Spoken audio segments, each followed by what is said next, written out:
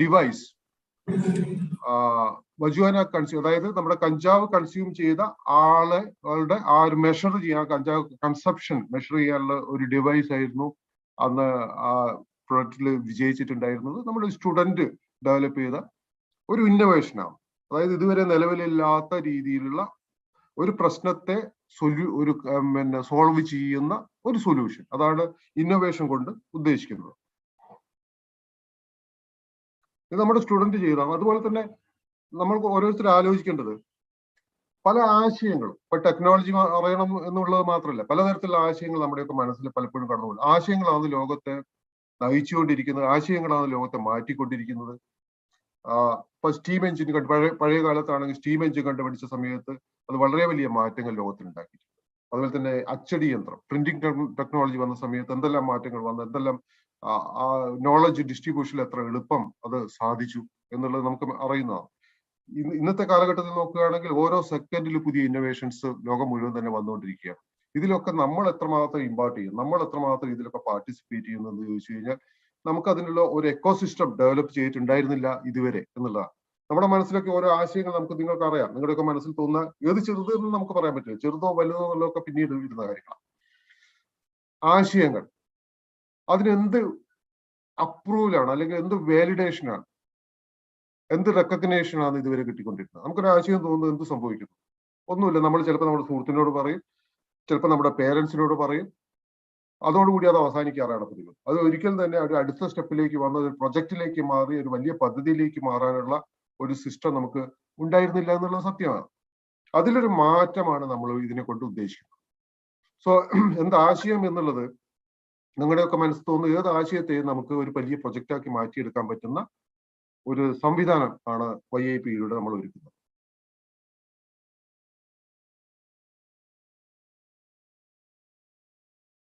One second, ഇത് stuck ആയോ?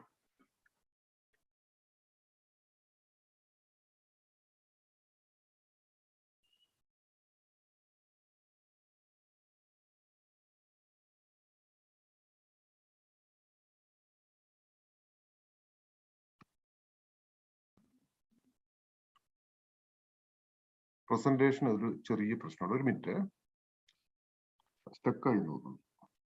Correct ചെയ്യും.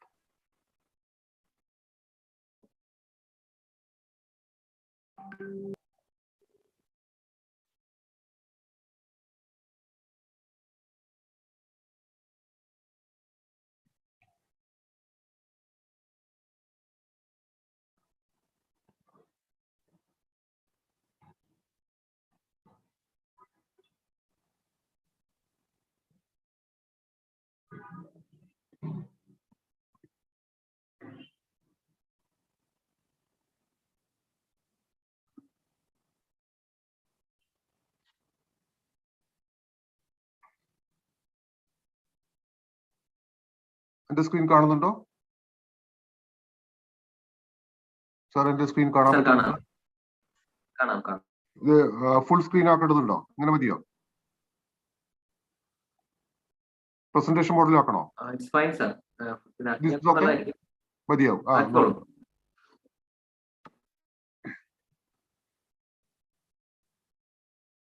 ഇങ്ങനെ ചെയ്താൽ മതിയോ? ഓക്കെ. അതുപോലെ തന്നെ ചീഫ് മിനിസ്റ്ററുടെ പാൻഡമിക് റിലീഫ് ഫണ്ടായിട്ട് ബന്ധപ്പെട്ടിട്ടുള്ള ഒരു ടെക്നോളജി ഇന്നോവേഷൻ നമ്മൾ അപ്ലൈ ചെയ്യുകയുണ്ടായി. So many examples are maps made easier through Manjadi എന്നുള്ള ഒരു സിസ്റ്റമിക് ഇന്നോവേഷൻ നമ്മൾ പ്രാക്ടീസ് ചെയ്തിട്ടുണ്ട്. ഓൾറെഡി KDSകിന്റെ അണ്ടറിൽ തന്നെ വരുന്ന പദ്ധതിയാണ്. So all this means that we R capable of doing these things. Innovation കൊണ്ടുവരാൻ നമ്മൾ തയ്യാറാണ്, നമുക്ക് അതിനുള്ള കപ്പാസിറ്റി ഉണ്ട്, നമുക്ക് അതിനുള്ള ഒരു എക്കോസിസ്റ്റം ഇതുവരെ ഡെവലപ്പ് ചെയ്തിട്ടുണ്ടായിരുന്നില്ല എന്നുള്ളതായിരുന്നു ഇഷ്യൂ. ആ ഒരു ചേഞ്ച് ആണ് നമ്മളിപ്പോൾ ഇവിടെ കൊണ്ടുവന്നിട്ടുള്ളത്. സോ YIPയിലൂടെ നമ്മൾ ഉദ്ദേശിക്കുന്നത്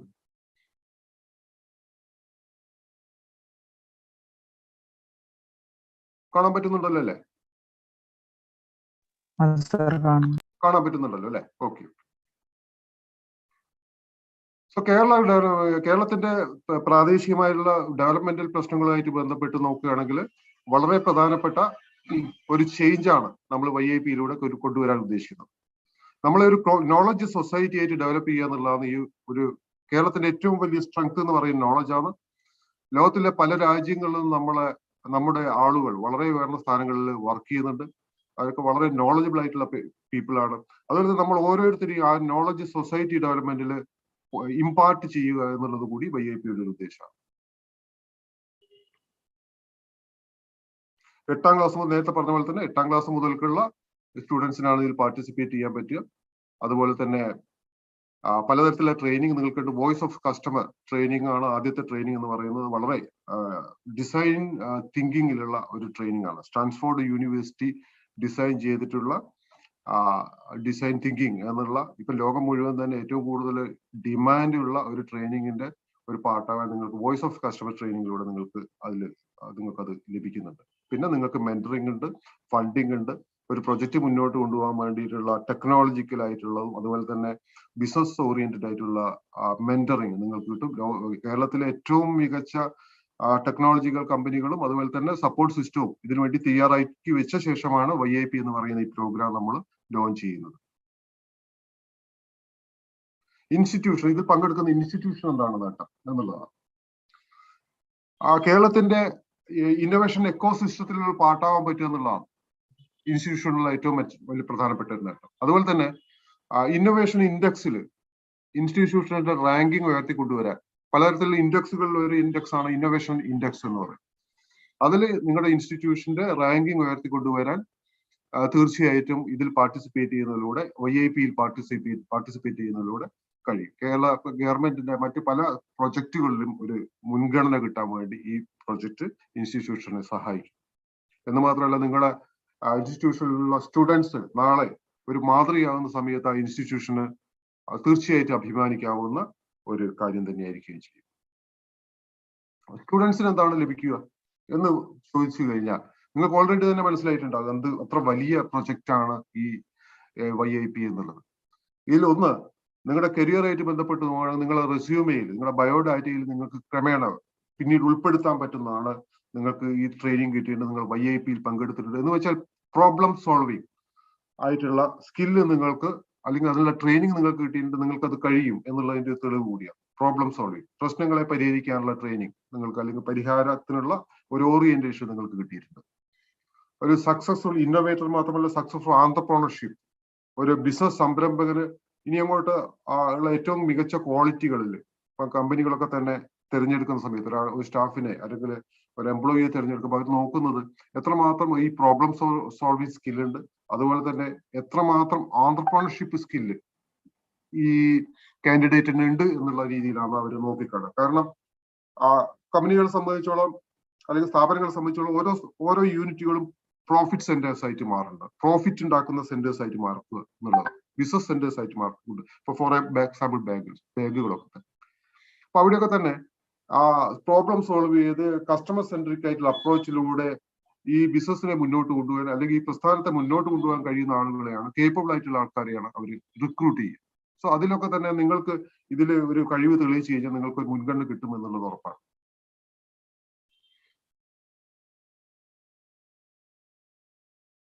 ഇപ്പൊ എന്താണ് ഇതിന്റെ പ്രോസസ്? നിങ്ങൾ ആദ്യം തന്നെ ചെയ്യേണ്ട ഫസ്റ്റ് സ്റ്റെപ്പ് എന്ന് പറയുന്നത് സ്റ്റുഡന്റ് പ്രീ രജിസ്ട്രേഷൻ ഉണ്ട്.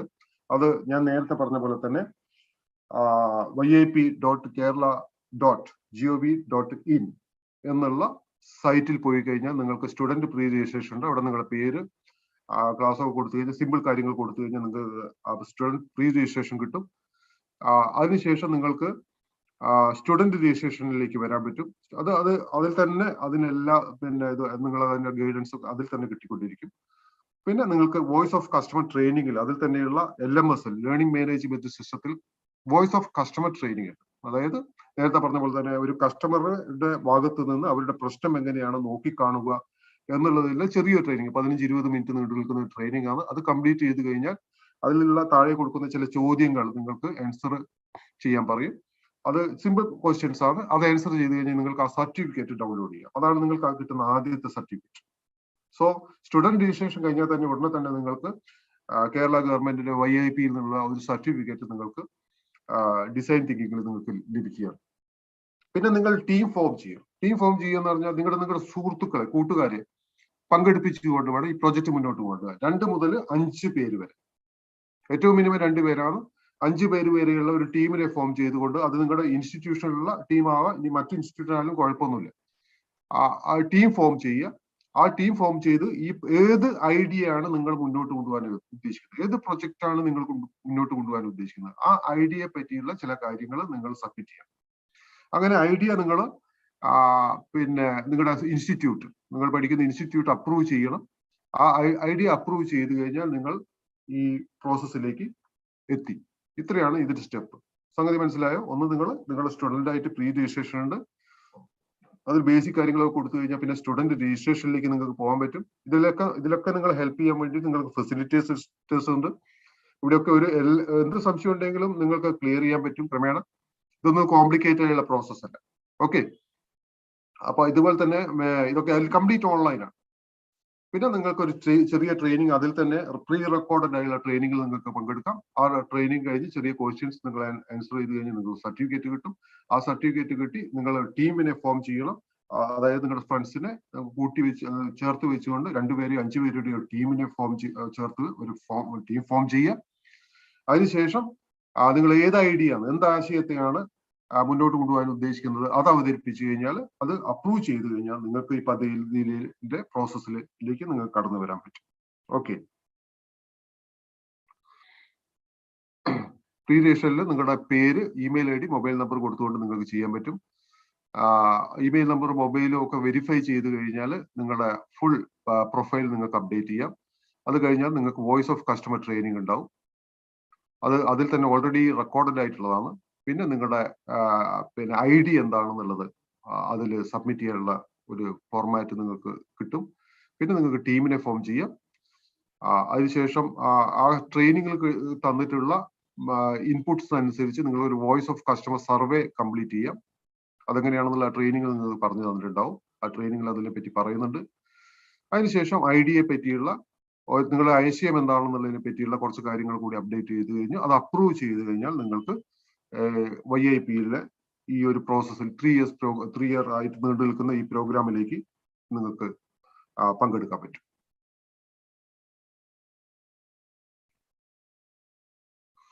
എന്താണ് ഈ വോയിസ് ഓഫ് കസ്റ്റമർ ട്രെയിനിങ് എന്ന് പറയുന്നത്? Voice of customer is design thinking training ആണ്. Voice of customer is here to help you to discover what your customers really wants from your product or service. ഇതൊരു നല്ല training ആണ്. അതായത് ഒരു customer നിങ്ങളുടെ സർവീസിൽ അല്ലെങ്കിൽ നിങ്ങളുടെ പ്രൊഡക്റ്റിൽ നിന്ന് എന്താണ് ആവശ്യപ്പെടുന്നത്, അവരെന്താണ് ആഗ്രഹിക്കുന്നത് എന്ന് നമുക്ക് കണ്ടെത്താനുള്ള ഒരു ട്രെയിനിങ് ആണ്. എന്നാൽ മാത്രമേ ആ പ്രൊഡക്റ്റ് അല്ലെങ്കിൽ ആ സർവീസ് ആ കസ്റ്റമർക്ക് ഇഷ്ടപ്പെടുകയും അവരത് ഉപയോഗിക്കുകയോ അല്ലെങ്കിൽ അതൊരു ബിസിനസ് ആയിട്ട് വളർത്തിയെടുക്കാനോ പറ്റും. ക്ലിയർ? അപ്പൊ അവരുടെ ഭാഗത്തു നിന്ന്, കസ്റ്റമർ സെൻട്രിക് ആയിട്ട് അവരുടെ ഭാഗത്തു നിന്ന് അവർ ആവശ്യപ്പെടുന്നത് എന്താണ്, അവർ ആഗ്രഹിക്കുന്നത് എന്താണ്. അപ്പൊ അവരുപയോഗിക്കുന്ന പല കാര്യങ്ങൾ, നമ്മൾ 20ഓളം തീംസ് നമ്മൾ ഇതിനെപ്പറ്റി വരുന്നുണ്ട് ക്രമേണ. ആ 20ഓളം മേഖലകളിലുള്ള ഏത് ഇഷ്യൂസും നിങ്ങൾക്ക് എടുക്കാൻ പറ്റും. ഏത് ഇഷ്യൂസും ഏത് പ്രൊഡക്റ്റ് നിങ്ങൾക്ക് എടുക്കാൻ പറ്റും. ആ പ്രൊഡക്റ്റിന് ഇപ്പോഴുള്ള പ്രശ്നം എന്താണ്, അത് എന്തുകൊണ്ട് കസ്റ്റമർ അതിൽ ഹാപ്പി അല്ല, അല്ലെങ്കിൽ എന്തുകൊണ്ട് കസ്റ്റമർക്ക് അതിന് മുന്നോട്ട് പോകാൻ പറ്റുന്നില്ല, ഇത് കണ്ടുപിടിക്കാനുള്ള ട്രെയിനിങ് ആണ് വോയിസ് ഓഫ് കസ്റ്റമർ ട്രെയിനിങ്. ഇത് നിങ്ങളുടെ രജിസ്ട്രേഷൻ കഴിഞ്ഞാൽ, സ്റ്റുഡന്റ് രജിസ്ട്രേഷൻ കഴിഞ്ഞാൽ നിങ്ങൾക്ക് ആ ട്രെയിനിങ് പങ്കെടുക്കുകയും ആ ഒരു കഴിവ് നിങ്ങൾക്ക് ലഭിക്കുകയും ചെയ്യും. ഓക്കെ, തീം എന്ന് പറയുന്നത് എന്താണ്? ഇതാണ് ഞാൻ നേരത്തെ പറഞ്ഞത്. നമ്മൾ ഏകദേശം 20ഓളം തീമുകൾ തിരഞ്ഞെടുത്തിട്ടുണ്ട്. ഇതിൽ ഏത് മേഖലയിലും നിങ്ങൾക്കൊരു ഐഡിയ ആയിട്ട് മുന്നോട്ട് വരാൻ പറ്റും. അഗ്രികൾച്ചർ, കൃഷി, അനിമൽ ഹസ്ബൻഡറി, ഫിഷറീസ്, ഡയറി, പാലുൽപ്പന്നങ്ങൾ, solid, liquid and hazardous waste management കേരളത്തിന്റെ വലിയ പ്രശ്നമാണ്. വാട്ടർ കൺസർവേഷൻ മാനേജ്മെന്റ്, ആയുഷ്, അതായത് ഹോമിയോ, ആയുർവേദ, അതുമായിട്ട് ബന്ധപ്പെട്ട അല്ലെങ്കിൽ ട്രഡീഷണൽ ആയിട്ട് ബന്ധപ്പെട്ട ചികിത്സ രീതിയായിട്ട് ബന്ധപ്പെട്ട അല്ലെങ്കിൽ ഔഷധമായിട്ട് ബന്ധപ്പെട്ടത്.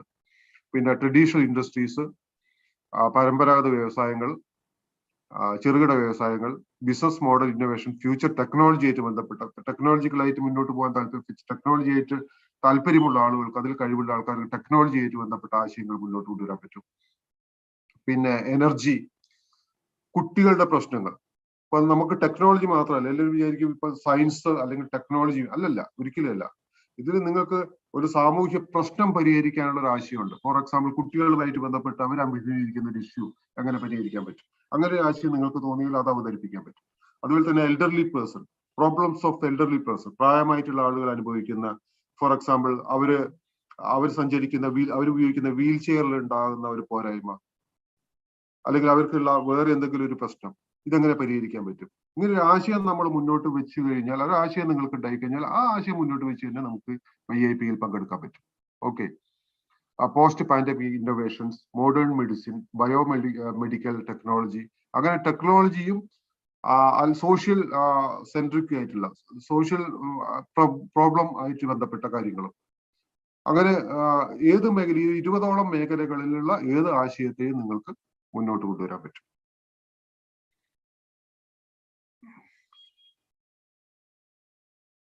അതുപോലെ തന്നെ 5 മേഖലകളിൽ, 5 മേഖല എന്ന് പറയുന്നത് ഇതാണ് 5 മേഖല: എനർജി, അഗ്രികൾച്ചർ, ആയുർവേദ, ജെറിയാട്രിക്സ് എന്ന് പറഞ്ഞാൽ വാർദ്ധക്യ ജനങ്ങളുമായിട്ട് ബന്ധപ്പെട്ട പ്രശ്നങ്ങൾ, പിന്നെ ട്രഡീഷണൽ ഇൻഡസ്ട്രി, കയർ.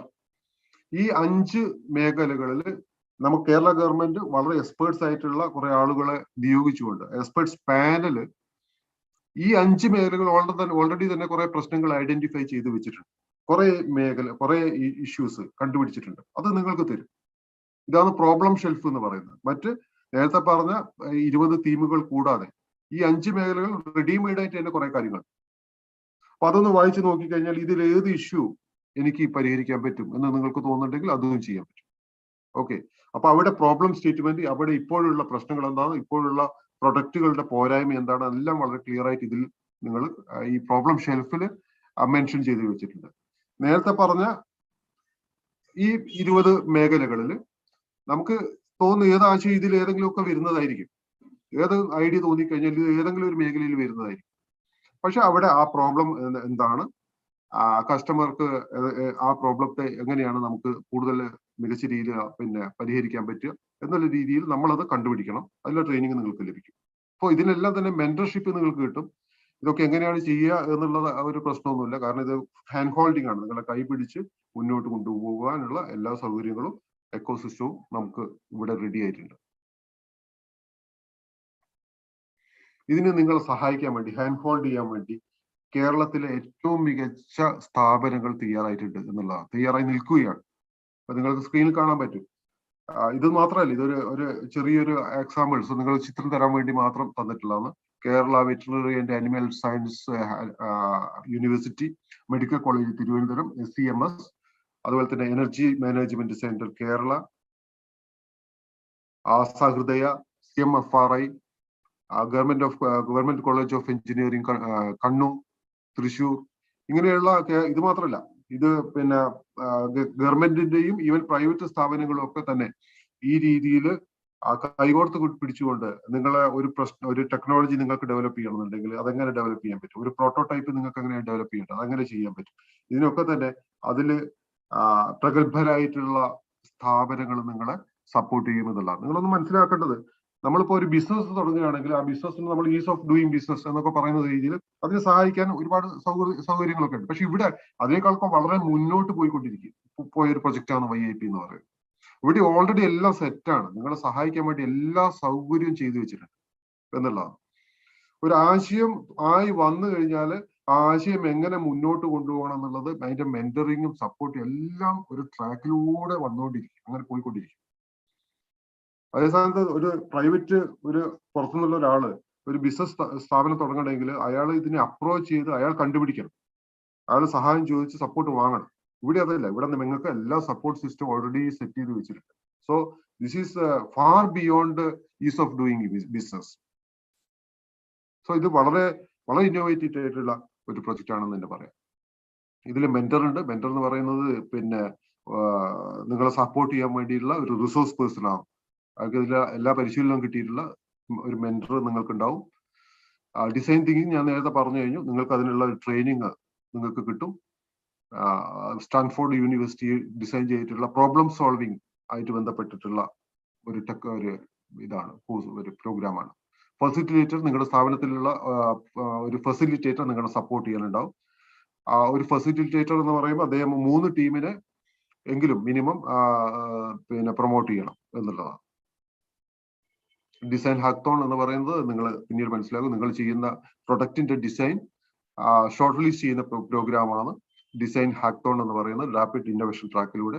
നിങ്ങൾ പിന്നെ മനസ്സിലാക്കിയാൽ മതി. ഐഡിയേറ്റർ എന്ന് പറയുന്നത് നിങ്ങളാണ്. ഒരു ഐഡിയ ഉള്ള ആൾ എന്നുള്ള നിലയ്ക്കാണ്.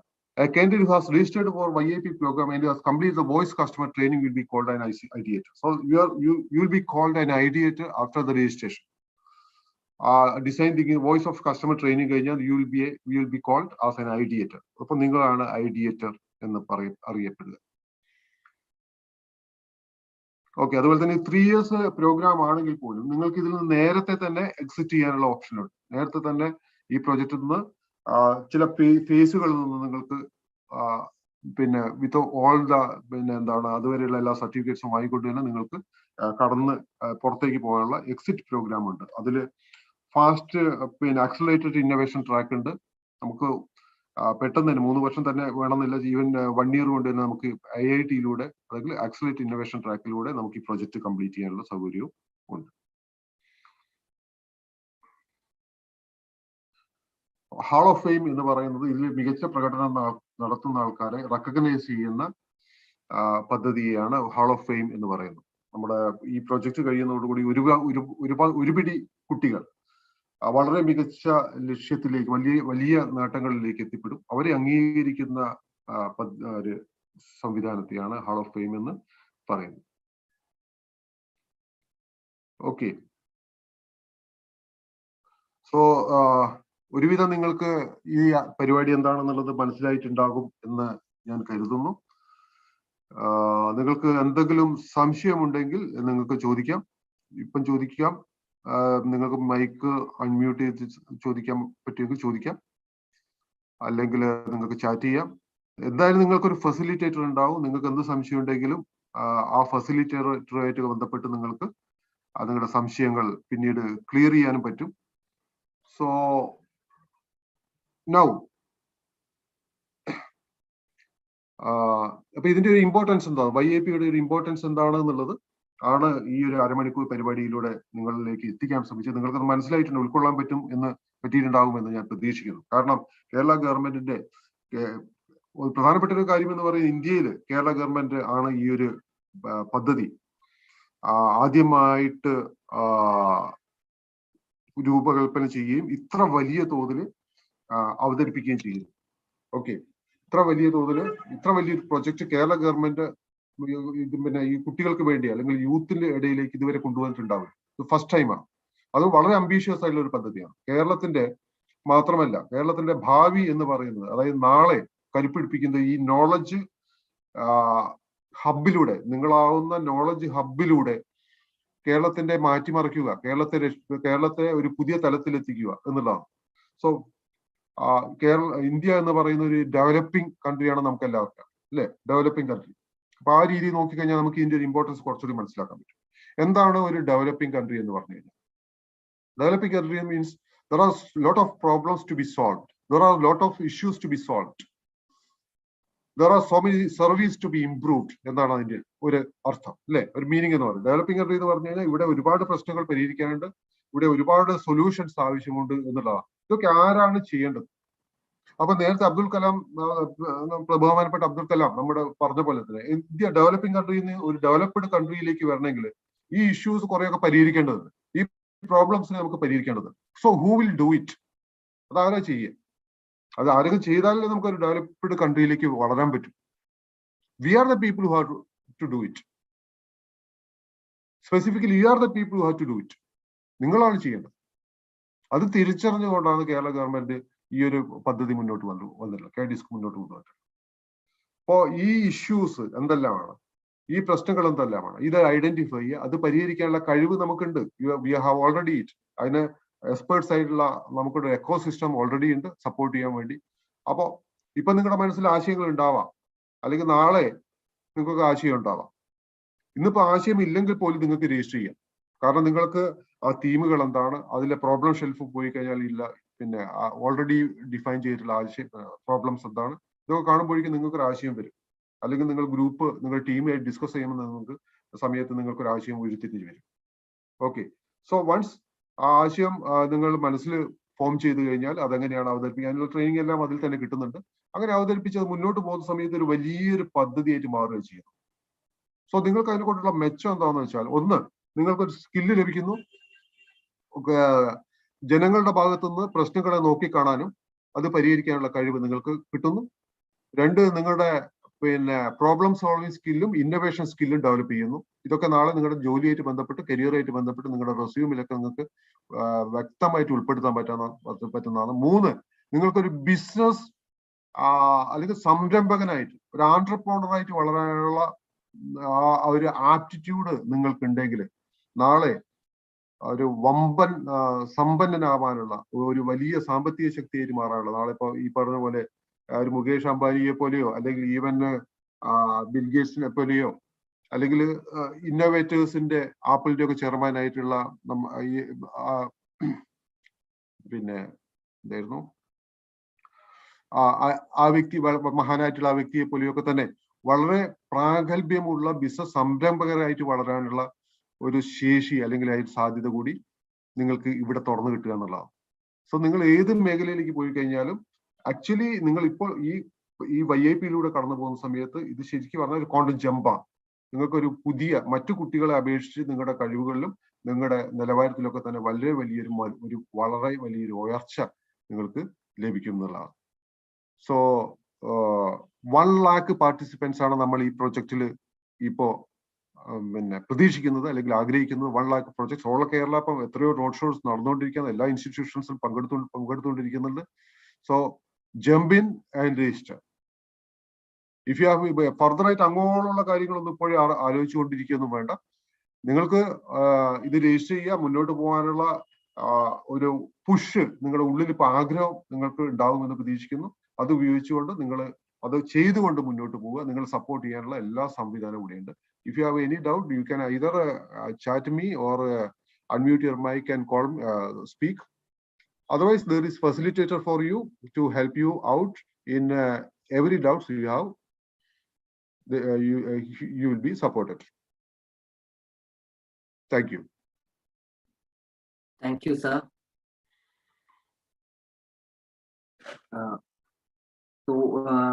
Next we will be having a thematic presentation on the theme climate change and disaster management. That will be taken by Dr. Abhilash S, Associate Professor, Department of Atmospheric Sciences, PUSAC. Abhilash sir, over to you.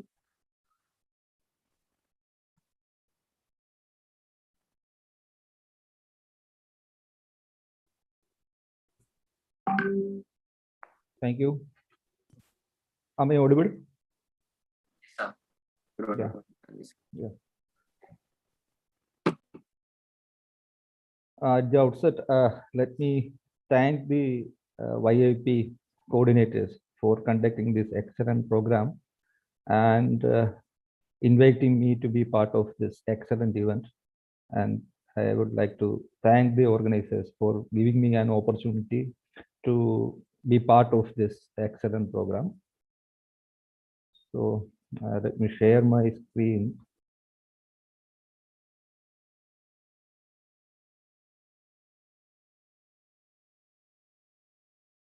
Yeah.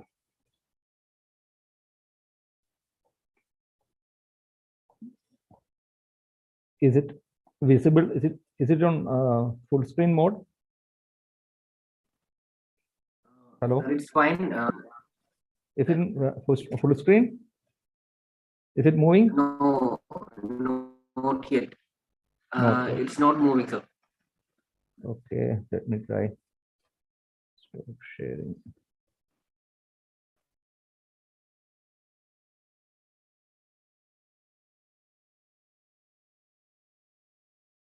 What about now? Hello? No, it's full screen, but can you just switch the slides? Yeah, I am switching over. Is it moving now? No. Yes. Yes, it's moving. Yeah, thank you. Yeah, after listening to this morning talks, I just changed my title because climate change and disaster is a kind of destructive title. So I made change this title into Climate Change Challenges and Opportunities. So that may be appropriate for this program. So we know that climate change is affecting all part of the world, irrespective of rich, poor, or developing, or underdeveloping, or third world countries, or any whole spectrum of the life is experiencing it of climate change. So there we need to, the main process associated with the climate change assessment is the first thing we have to detect, we have to detect the change. Then we have to attribute that detection, why it is happening. Then we have to analyze what are the impact of this, and then we have to devise various adaptation strategies, immediate, short time. Then finally, in the long term, we have to devise lot of mitigation strategies. So where this YIP program fit into this is, you can say that all this climate change assessment process, starting from detection to mitigation, YIP program can contribute a lot, because as Srinivas was telling, the innovation is not belonging to the technology world or the technosphere only, but it can the innovation in terms of social aspects to improve the livelihood and living condition of the social and the social well-being of the human is also very much important. So any big innovative ideas contributing to this climate change attribution assessment studies can also be a good innovation idea, and that is what it is lacking. And mainly YIP can contribute in this in technological terms, like adaptation strategies through various technologies, and then mitigation strategies. So this is the first slide. I just want to introduce how climate change fits to this program. I'm not discussing much about climate change because the even the layman nowadays know and realize that climate change is affecting them. It is a reality. So in nutshell, what is climate change is that this is a temperature time series starting from 4 lakh years before to present. So there we can see that there are a lot of glacial interglacial cycle happening in the previous history, and even our Homo sapiens evolved 2 lakhs years before, and before that also even climate was changing. But what is now happening is that though the climate was changing and carbon dioxide was varying between 200 and 300 ppm, but never overshooted above 300 ppm. This may be considered as the threshold limit up to which naturally an atmosphere can hold the limit of carbon dioxide.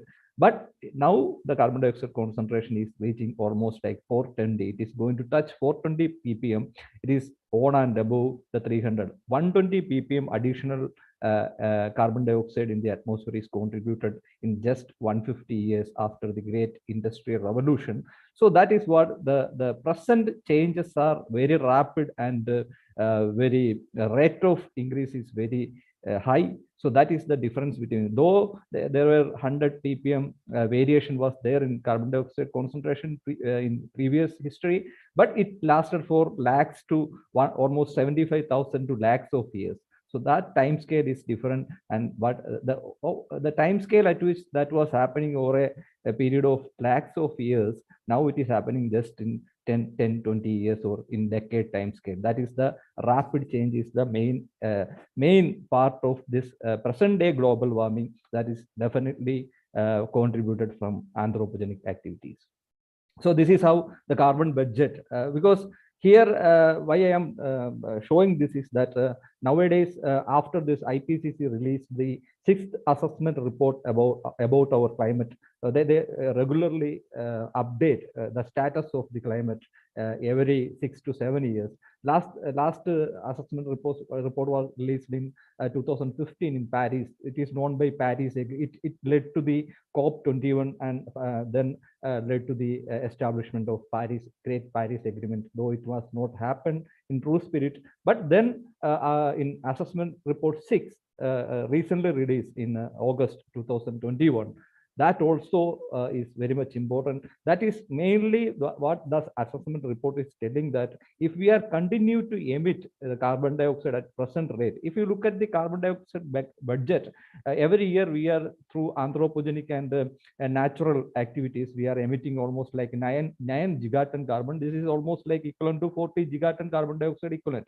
But that out of that 9 gigaton, our forest land and they are absorbing almost 25 to 30% of that, and our ocean, vast ocean, is absorbing almost like 25%. But what is the result is that every year we are dumping almost like 4.5 gigaton carbon. It is equal to almost like 20-30 gigaton carbon dioxide. So that is why every year this carbon dioxide concentration is going like a hockey stick type of curve. Then this is along with the global temperature is also plotted. Both are increasing at a rapid rate. But this is how the science behind this. So in order to limit this, we have to reduce. At least we have to reach a carbon neutrality. That is what the present Glasgow conference that is putting forward, is that we have to reach net zero emission strategy by 2050. Maybe after 30 years, we have to reach that. That time, our expectation is instead of 4.5 gigaton carbon, we have to limit it to 0. That is the net zero emission. It is not like limiting the emission, but this can be achieved by two ways. One way is by reducing the carbon emission and also by absorbing the carbon or capturing the carbon from the atmosphere. So the two ways by which we can approach that road, the future pathway. So this in two ways, like either in terms of limiting the emission by reducing the fossil driven based technological development, and by devising appropriate technology to capture carbon dioxide, unuseful carbon dioxide. The carbon is very much important, essential, but unuseful means unessential carbon dioxide concentration from the atmosphere. That also a lot of technological improvement has to be placed to be implemented to achieve this goal by 2050. So that means there are tremendous opportunity in this field, especially green energy technologies and carbon capturing and sequestration technologies. That way only we can achieve the road by 2050. That is the global projection, but India is committed to enter into this by making the net neutrality, carbon neutrality by 2070. That is a very far projection, but that is why Kerala government, what is the strategy for Kerala government is that we have to achieve this net neutrality by 2035. That is our target. So that means in terms of this global commitment, Kerala is moving far ahead in terms of this carbon neutrality concept. So we have to, how we will achieve this is that we have to devise means proper strategy to limit the emission, at the same time capture the carbon dioxide from the atmosphere. This is there are a lot of technology is required to achieve this goal. So this is how it is distributed. I am not discussing because due to the time limit, this is regarding all aspects of the IPCC. The IPCC clearly says that human activities are causing climate change, making extreme climate events like heat waves, heavy rainfall, drought more frequent. They are becoming more frequent or more severe. So that is what IPCC report is putting forward. So in order to assess this, there are a lot of indicators of this change world over. We can find that Canada is experiencing the worst the forest fires or the heat wave condition in the last 200 years. Whenever they experience more than 50 centigrades of 50 degrees Celsius of heat, never in their history. So they experienced that. And Europe experienced the worst flooding situation, that 100-year flooding situation in Europe. And then California is becoming a chronic drought prone and a chronic desert, though it is a desert, but the water availability is drastically reducing. So everywhere the heat is, the impact due to climate change is visible everywhere. And these are the drivers of climate change, like extreme heat, drying and drought condition, extreme extreme precipitation, flooding, and also landslides, the storm surge in the coastal region, sea level rise on the other hand, damaging storms with the wind and lightning, and then wildfire. So in terms of climate change, we are going to face all these extreme climate events in the future. So that means all technology has to be reshaped or rebuilt or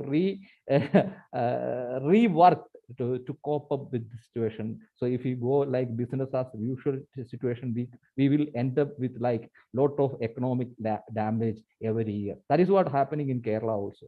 So this is the projection. Projection is also not means optimistic, because if you take, because IPCC put forward different type of strategies to forward, because in future we don't know how much carbon dioxide is going to be in the atmosphere. That depends on our socio-economic pattern. So that means they debates. Earlier they used only representative concentration pathways for the future, but now they clubbed that socio-economic aspect to this. That is in recent IPCC report, that is replaced by shared socio-economic pathways that will determine how much carbon dioxide is going to be emitted in the future. Based on that, they devise different projections or different state of the future atmosphere. If we take this path, we will end up with like 1.8 degrees Celsius rise in temperature by 2100. We continue to emit like this as we are doing now. We will end up with like 2 to 3 degree warming by 2100.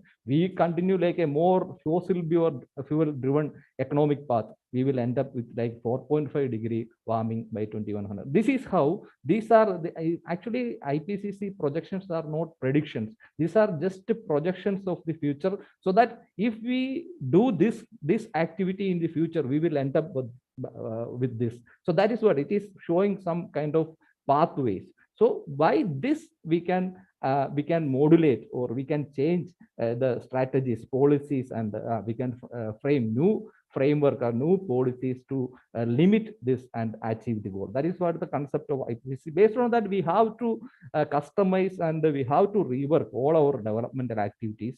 And this is also another kind of projection I'm not going to discuss. But if you look at the carbon budget, we can say that before industrial revolution, we have this much carbon dioxide in our budget to limit our warming by 2 degrees Celsius by the end of 2100. In order, by this time we have already consumed almost like 70% of this 530 gigaton, but only we have left with the 270 to 300 gigaton carbon to limit our warming by 22 degrees Celsius. So this is what our challenge is. So we have to, if we want to limit our 2 degree warming by 2100, we have to limit our emission within this 200 to 300 gigaton. This is the challenge. In order to achieve this, we have to rework or reframe all our development activities. This has to be addressed in the Sustainable Development Goal, which is put forward from the UN. So there are 17 Sustainable Development Goals, in which we can say that no poverty, no hunger, good health, well-being, quality education, gender equality, clean water and sanitation. This is because if Kerala is concerned, we are almost like far ahead of other Indian state, and we all these factors like development score, we are almost on line with the European countries. But in terms of clean water and sanitation, we have to go a long way in the future. And then in terms of affordable clean energy, we have to invest a lot. And then industry, innovation, and infrastructure. Here also there are a lot of investment is required in terms of in the Kerala perspective, because this is we are experiencing, not only because of the future development pathways, the climate change induced challenges is also contributing to a lot of challenges to infrastructure, industry, and so lot of innovation is required to meet these climate challenges in the industry, innovation, and infrastructure framework. And also sustainable cities and communities. This is also very much important, because urban cities are heat island effect in terms of climate, and urban flooding is another factor, because most of our rain pattern has been changed. Because earlier we were getting light rain, now in 1 hour we will get almost like 10 centimeters of rainfall. Or Indian cities, in Kerala, even Kerala cities also not built for accommodating this high intensity rainfall for a short duration, so that most of the rainfall is associated with the short-term urban flooding. If this urban cities are close to the coast, so that if there is a cyclone is approaching, there is storm surge induced water inundation to the land, so that all these engineering structures, everything has to be rebuilt to accommodate our climate change challenges or address the climate change challenges. Then responsible consumption and the production. Then another main thing is the climate action, because if you there is a history for this, because up to 2015 it was known by Millennium Development Goal, in which ecosystem concern. It is a kind of top-down approach, Millennium Development Goal, but that is replaced with Sustainable Development Goals. It is a bottom-up approach, so that the community level of action is very much important. And not only that, the ecosystem concept, environmental part was not there in the Millennium Development Goals. Now we realize that environment is very much important, so that climate action as a 13th goal, it is introduced, and life below the water, whatever the ocean water or the aquatic ecosystem is introduced, and then the life on the land, all ecosystem on the land, forest, any kind of ecosystem also introduced. So that another 3 aspects with regard to environment is also introduced in the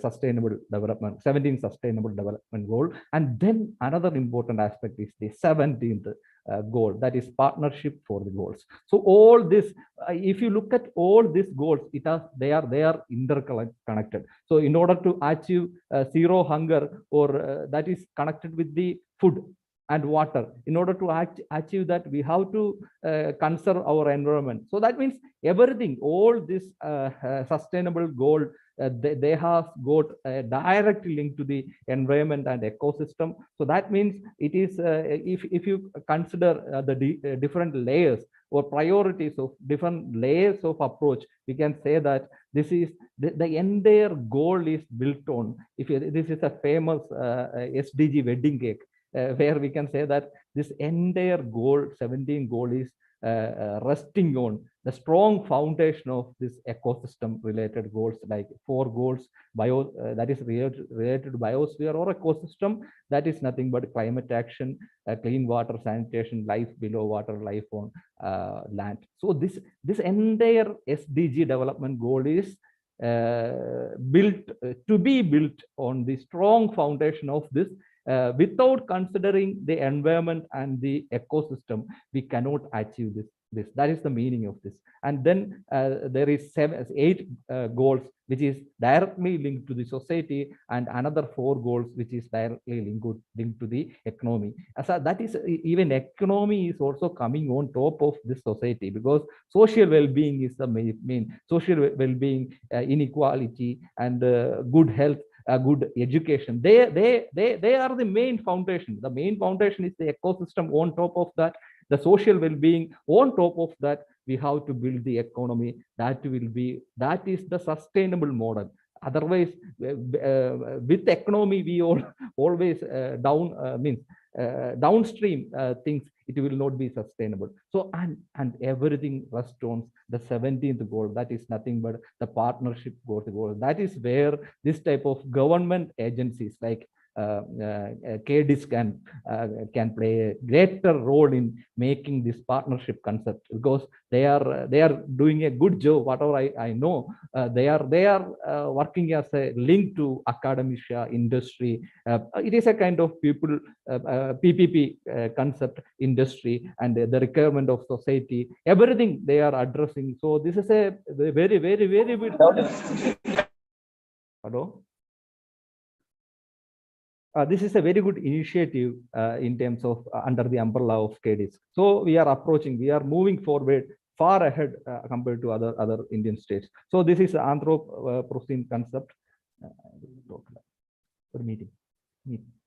So this I am not talking about this because you might have already heard about this anthrosphere and anthropocene. It is a different word, because if you look at the world population, it is nearing about 8 billion by 2021 or something. So that means all these 8 billion people are not responsible for making this environment or earth not sustainable or not livable. Only less than 10% of the world population is the culprit for this.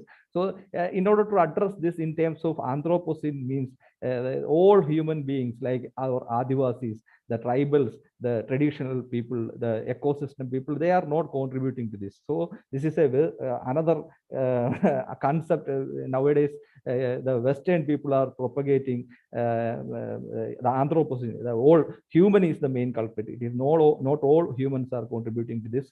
So in terms of indicators, there are a lot of stresses happening in our world in terms of socio-economic threats and the earth system threats. If you look at the great acceleration time, after 1915, population increased from 2 billion to almost like 8 billion. So this drastic, this accelerated period was from 1950. In order to address this, all aspects of other GDP is increasing, the foreign direct investment increasing, urban population, everything is started increasing from 1915. So this is where the great acceleration happened. And if you look at the earth system trends, the carbon dioxide is increasing drastically from 1950, because there is a drastic increase in carbon dioxide and temperature after 1950. So along with that, ocean heat content is increasing, methane concentration is increasing, ocean acidification is increasing. All this is happening after 1950.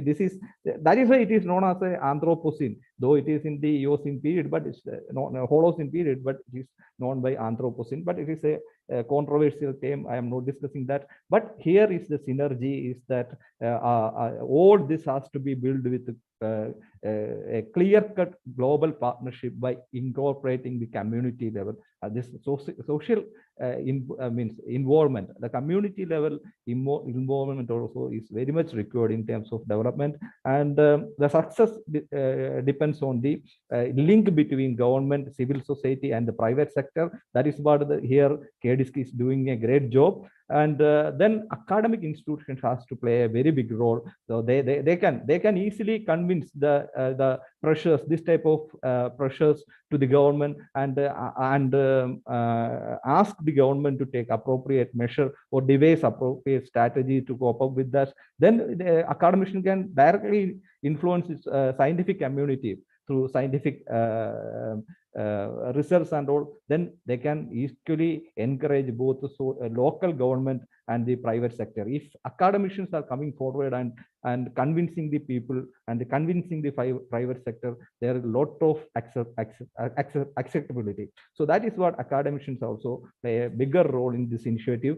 And then we have to address in a integrated perspective, because the next level of challenges in terms of water, food, and energy. So this is known as water, food, energy nexus. I'm not going to discuss. This is mainly climate change is very much important in achieving this goal. The projected estimate is that it is estimated that world need 30% more water, 40% more energy, and 50% more food by 2030. So we have to be prepared for that. And climate change is making a lot of challenges to achieve this. So this is where the distribution of emissions, and this is where the waves of innovation happen in the sector, like from 1985 onwards. First wave of water power, then replaced by steam power, the electrification, the space technology, then the digital wave recently. Sixth wave of innovation, we are going to be in the sustainable innovation concept. So this is not really a concept. We have the sustainable innovation will be the next innovation, the next level of innovation going to be in bigger form, because everybody has to means follow this sustainable pathways to accommodate zero emission strategies to achieve the green energy resource and all. So if you look at the ecological footprint, we can say that this is a world overshooting day. This is a concept It is simply it tells that even 1960 when we were consuming only 74% of the whatever natural resources available in a year, but by 2027 we are overstepping and we are consuming 170%, more than 70% of whatever we are given by the nature, this overutilization of these resources, because this 70% we have to consume from the next year's reserve, or otherwise we don't have another planet B to take. The meaning is that by maybe 2030, if we are going this pathway, it will going to be 200%, so that in order to meet our need in a year, we may require two Earth. That is the concept. So this is Earth overshooting day. That is sooner means we are consuming whatever given to us by the environment sooner. So that is so this way we have to address this issue by taking into account of the environment and ecology. And this way I am going to stop by giving few areas by which you can think about the innovation in terms of sustainable energy source. There is a large need for large scale bifacial solar plants, the both sides, and then giga factories, giga scale means production factories, and then the offshore wind potential has to be explored by floating wind turbines. Nowadays, wind turbines are installed over the land, but the coast and ocean has a great potential, wind resource potential. So there is also a lot of investment going in that direction. Then another fuel is the hydrogen. The green hydrogen is going to replace the fossil fuel based development. And then the storage, the large storage system, the storage capacity has to be the next development will be in the low-end storage batteries and all. So that is also another area by which a lot of investment and innovation is required. And then another is the carbon sequestration technologies to cope up the net zero emission in the future. That is another industrial revolution going to happen. Then another is the transport sector, because every year almost 1,200 metric ton carbon dioxide equivalent. It's not actual figure. It will be between 1,200 to 1,500 and contributing almost like 30% of the global emission globally. But there should be a fundamental shift required from fossil fuel derived energy sources to clean alternatives supported by changing gigascale battery industry. And also there should be a lot of demand for urban multimodal integrated transport system to shareable transport system. So this way on the transport side, a lot of energy side, a lot of innovation required, transport side, even agriculture farming techniques to in terms of develop science-based conservation agriculture and sustainable farming system to cut farming cost. At the same time, it will reduce the emission, because as far as methane is concerned, the agriculture sector is the main contributor for the methane emission. If some way we can reduce that methane emission, because methane is going to be having more global warming potential than carbon dioxide. So any amount of reduction in methane can significantly contribute to the greenhouse gas emission in the future. So that means we can contribute in agricultural practices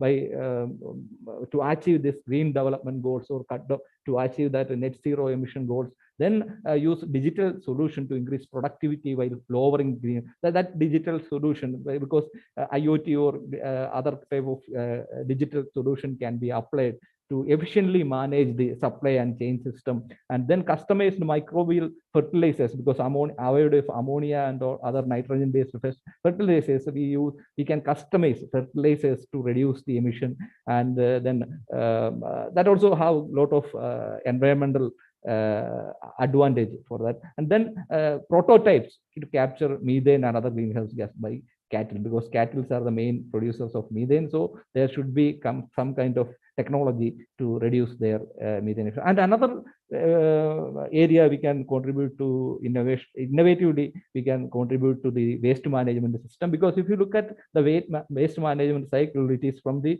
starting from the top down, because it's a inverted triangular, where waste prevention is the first step we can adopt. There is not much technology required, only the individual level attention is required. But then while reusing, recycling, innovation can be applied. Then waste to energy, here also we can contribute a lot. And then the final product, what we, in terms of the solid waste, what is going to the land as the final product, there also we can contribute a lot in terms of climate change, because whatever is going to dump, that also has the emission potential in the future. So that is why the even waste management system also we can implement lot type of new innovative strategy to adopt, adhere to this. And then I'm not discussing much because itself is a great one. And another is a green building. Everybody thinking that green building is a very economically not accessible to all, because any kind of building structure which can reduce the carbon dioxide in any during this construction phase, to even if you look at the life cycle analysis, to because considering the 30-40 years of its life, during which any means of reducing the fuel consumption, energy consumption, water consumption, that will lead to a green technology concept. So that we have to change, because we have to build new green technology in terms of energy, the materials, the whatever building materials we are using. Always cement is another contribution of the carbon dioxide to the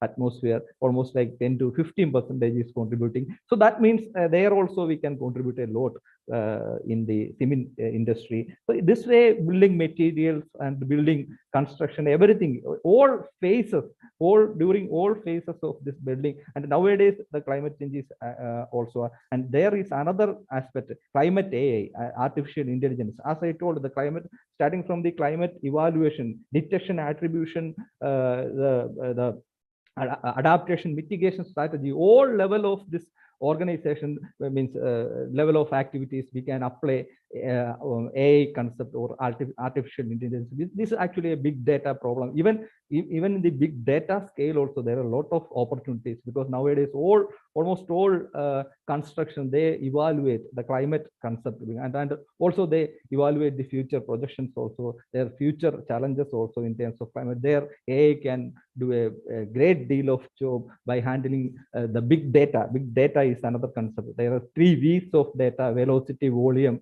and variety of the data is being coming. So there is a lot of software application is required to address all these issues. There AI also can contribute a lot. And here is the, in terms of last part only I am discussing about the disaster management, because we know that almost all spectrum of disasters has a 80% of the disaster whatever happening over there has got a direct link to climate. So that means disaster management also we have to play a greater role, where I'm not discussing. If you look at the Kerala perspective of the last 4-5 years after OK, even before OK also, we had a 2016 greatest drought year. We lost a lot in terms of agriculture productivity and other factors. It affected a lot.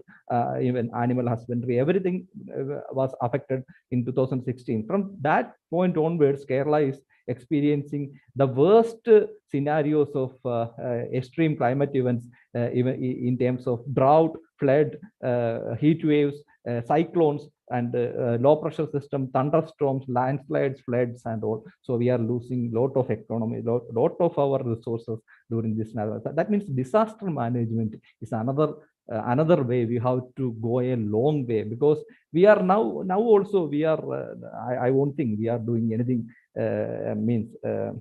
like KD's activity, YIP activity.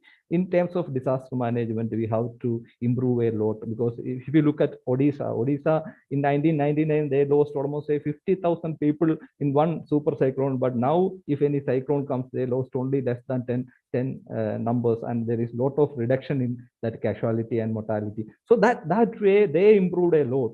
So that means we have to invest a lot in this in terms of disaster management. There also we require a lot of innovative ideas to mitigate the flood, mitigate the drought, mitigate the impact of landslide. All this landslide early warning system, all this early warning system has to be devised with the proper lead time, so that at the most we can save life. At the same time, our concept is disaster management concept is we have to save life, livelihood, and infrastructure. So the life is the first priority. At least with this type of early warning systems, we can save few lives in the future, and also the livelihood. And there is a social aspect of it that also we have to be addressed. And this is where shaping the future is innovation. Since the start of this first industrial revolution, successive waves of innovation have driven economic development and led to improving the life standard of billion people. That should be our motto, because it should be accessible to all society, all spectrum of life on the earth, not only the human life, the other species also. It belongs to other species there, and a new wave of innovation is breaking and could be vital in enabling development that respects the planet.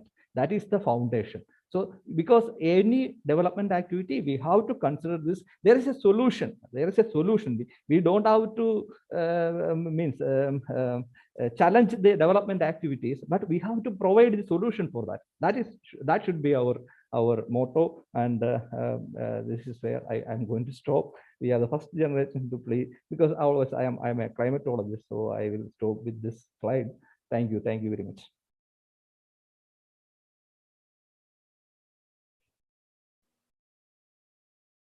Thank you, sir.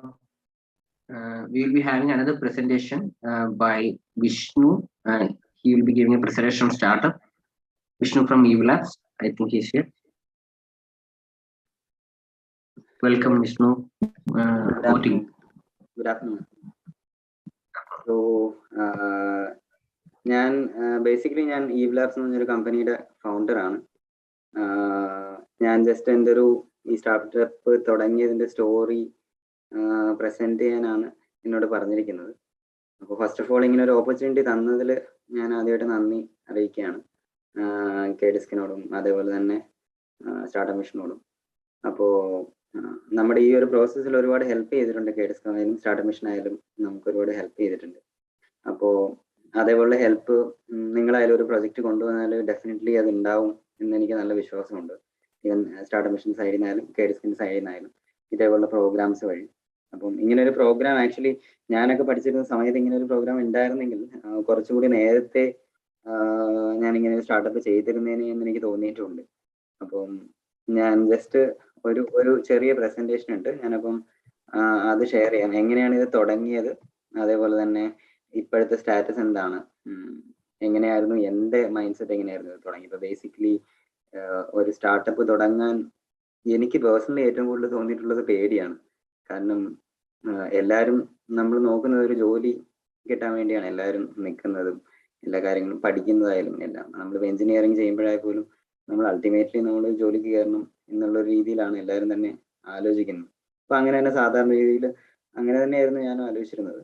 അപ്പം gradually അത് മാറി വരികയാണ് ചെയ്തത്. അതെങ്ങനെ മാറി എന്നുള്ള സ്റ്റോറിയാണ് ഞാൻ ഇവിടെ പറയാൻ ഉദ്ദേശിക്കുന്നത്. അപ്പം അതിനു മുമ്പ് ഞാൻ ജസ്റ്റ് ഞങ്ങളുടെ പ്രോഡക്റ്റിന്റെ ഒരു വീഡിയോ പ്ലേ ചെയ്യാം. അപ്പം നിങ്ങൾക്ക് ഒരു ഐഡിയ കിട്ടും എന്ത് സ്പേസിലാണ് വർക്ക് ചെയ്യുന്നത്. അപ്പം ഞാൻ ഈ പറയുന്ന സ്റ്റോറി അതുമായിട്ട് ചേർന്ന് പോകുന്നതായിരിക്കും.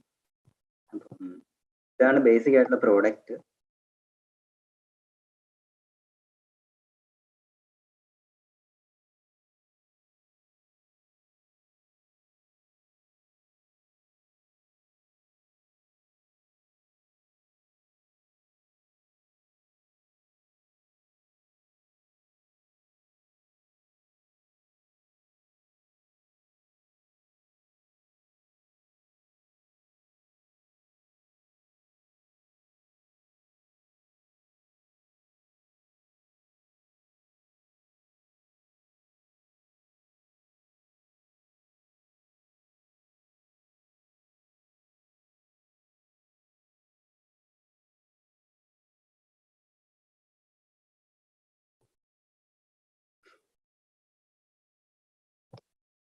അപ്പം നിങ്ങളെല്ലാവരും സുഡാനി ഫ്രം നൈജീരിയ എന്ന് പറയുന്ന സിനിമ കണ്ടിട്ടുണ്ടാവുമെന്ന് പ്രതീക്ഷിക്കുന്നു. അപ്പൊ അതിനകത്ത് സൗബിൻ ഹോസ്പിറ്റലിൽ നിൽക്കുമ്പോൾ ആ ട്രിപ്പ് തീർന്നിട്ട് നേഴ്സ് വന്ന് അവരെ വഴക്ക് പറയുന്നുണ്ട്, ഈ ട്രിപ്പ് തീർന്നിട്ട് എന്തുകൊണ്ട് എന്നെ അറിയിച്ചില്ലെന്ന് പറഞ്ഞിട്ട്.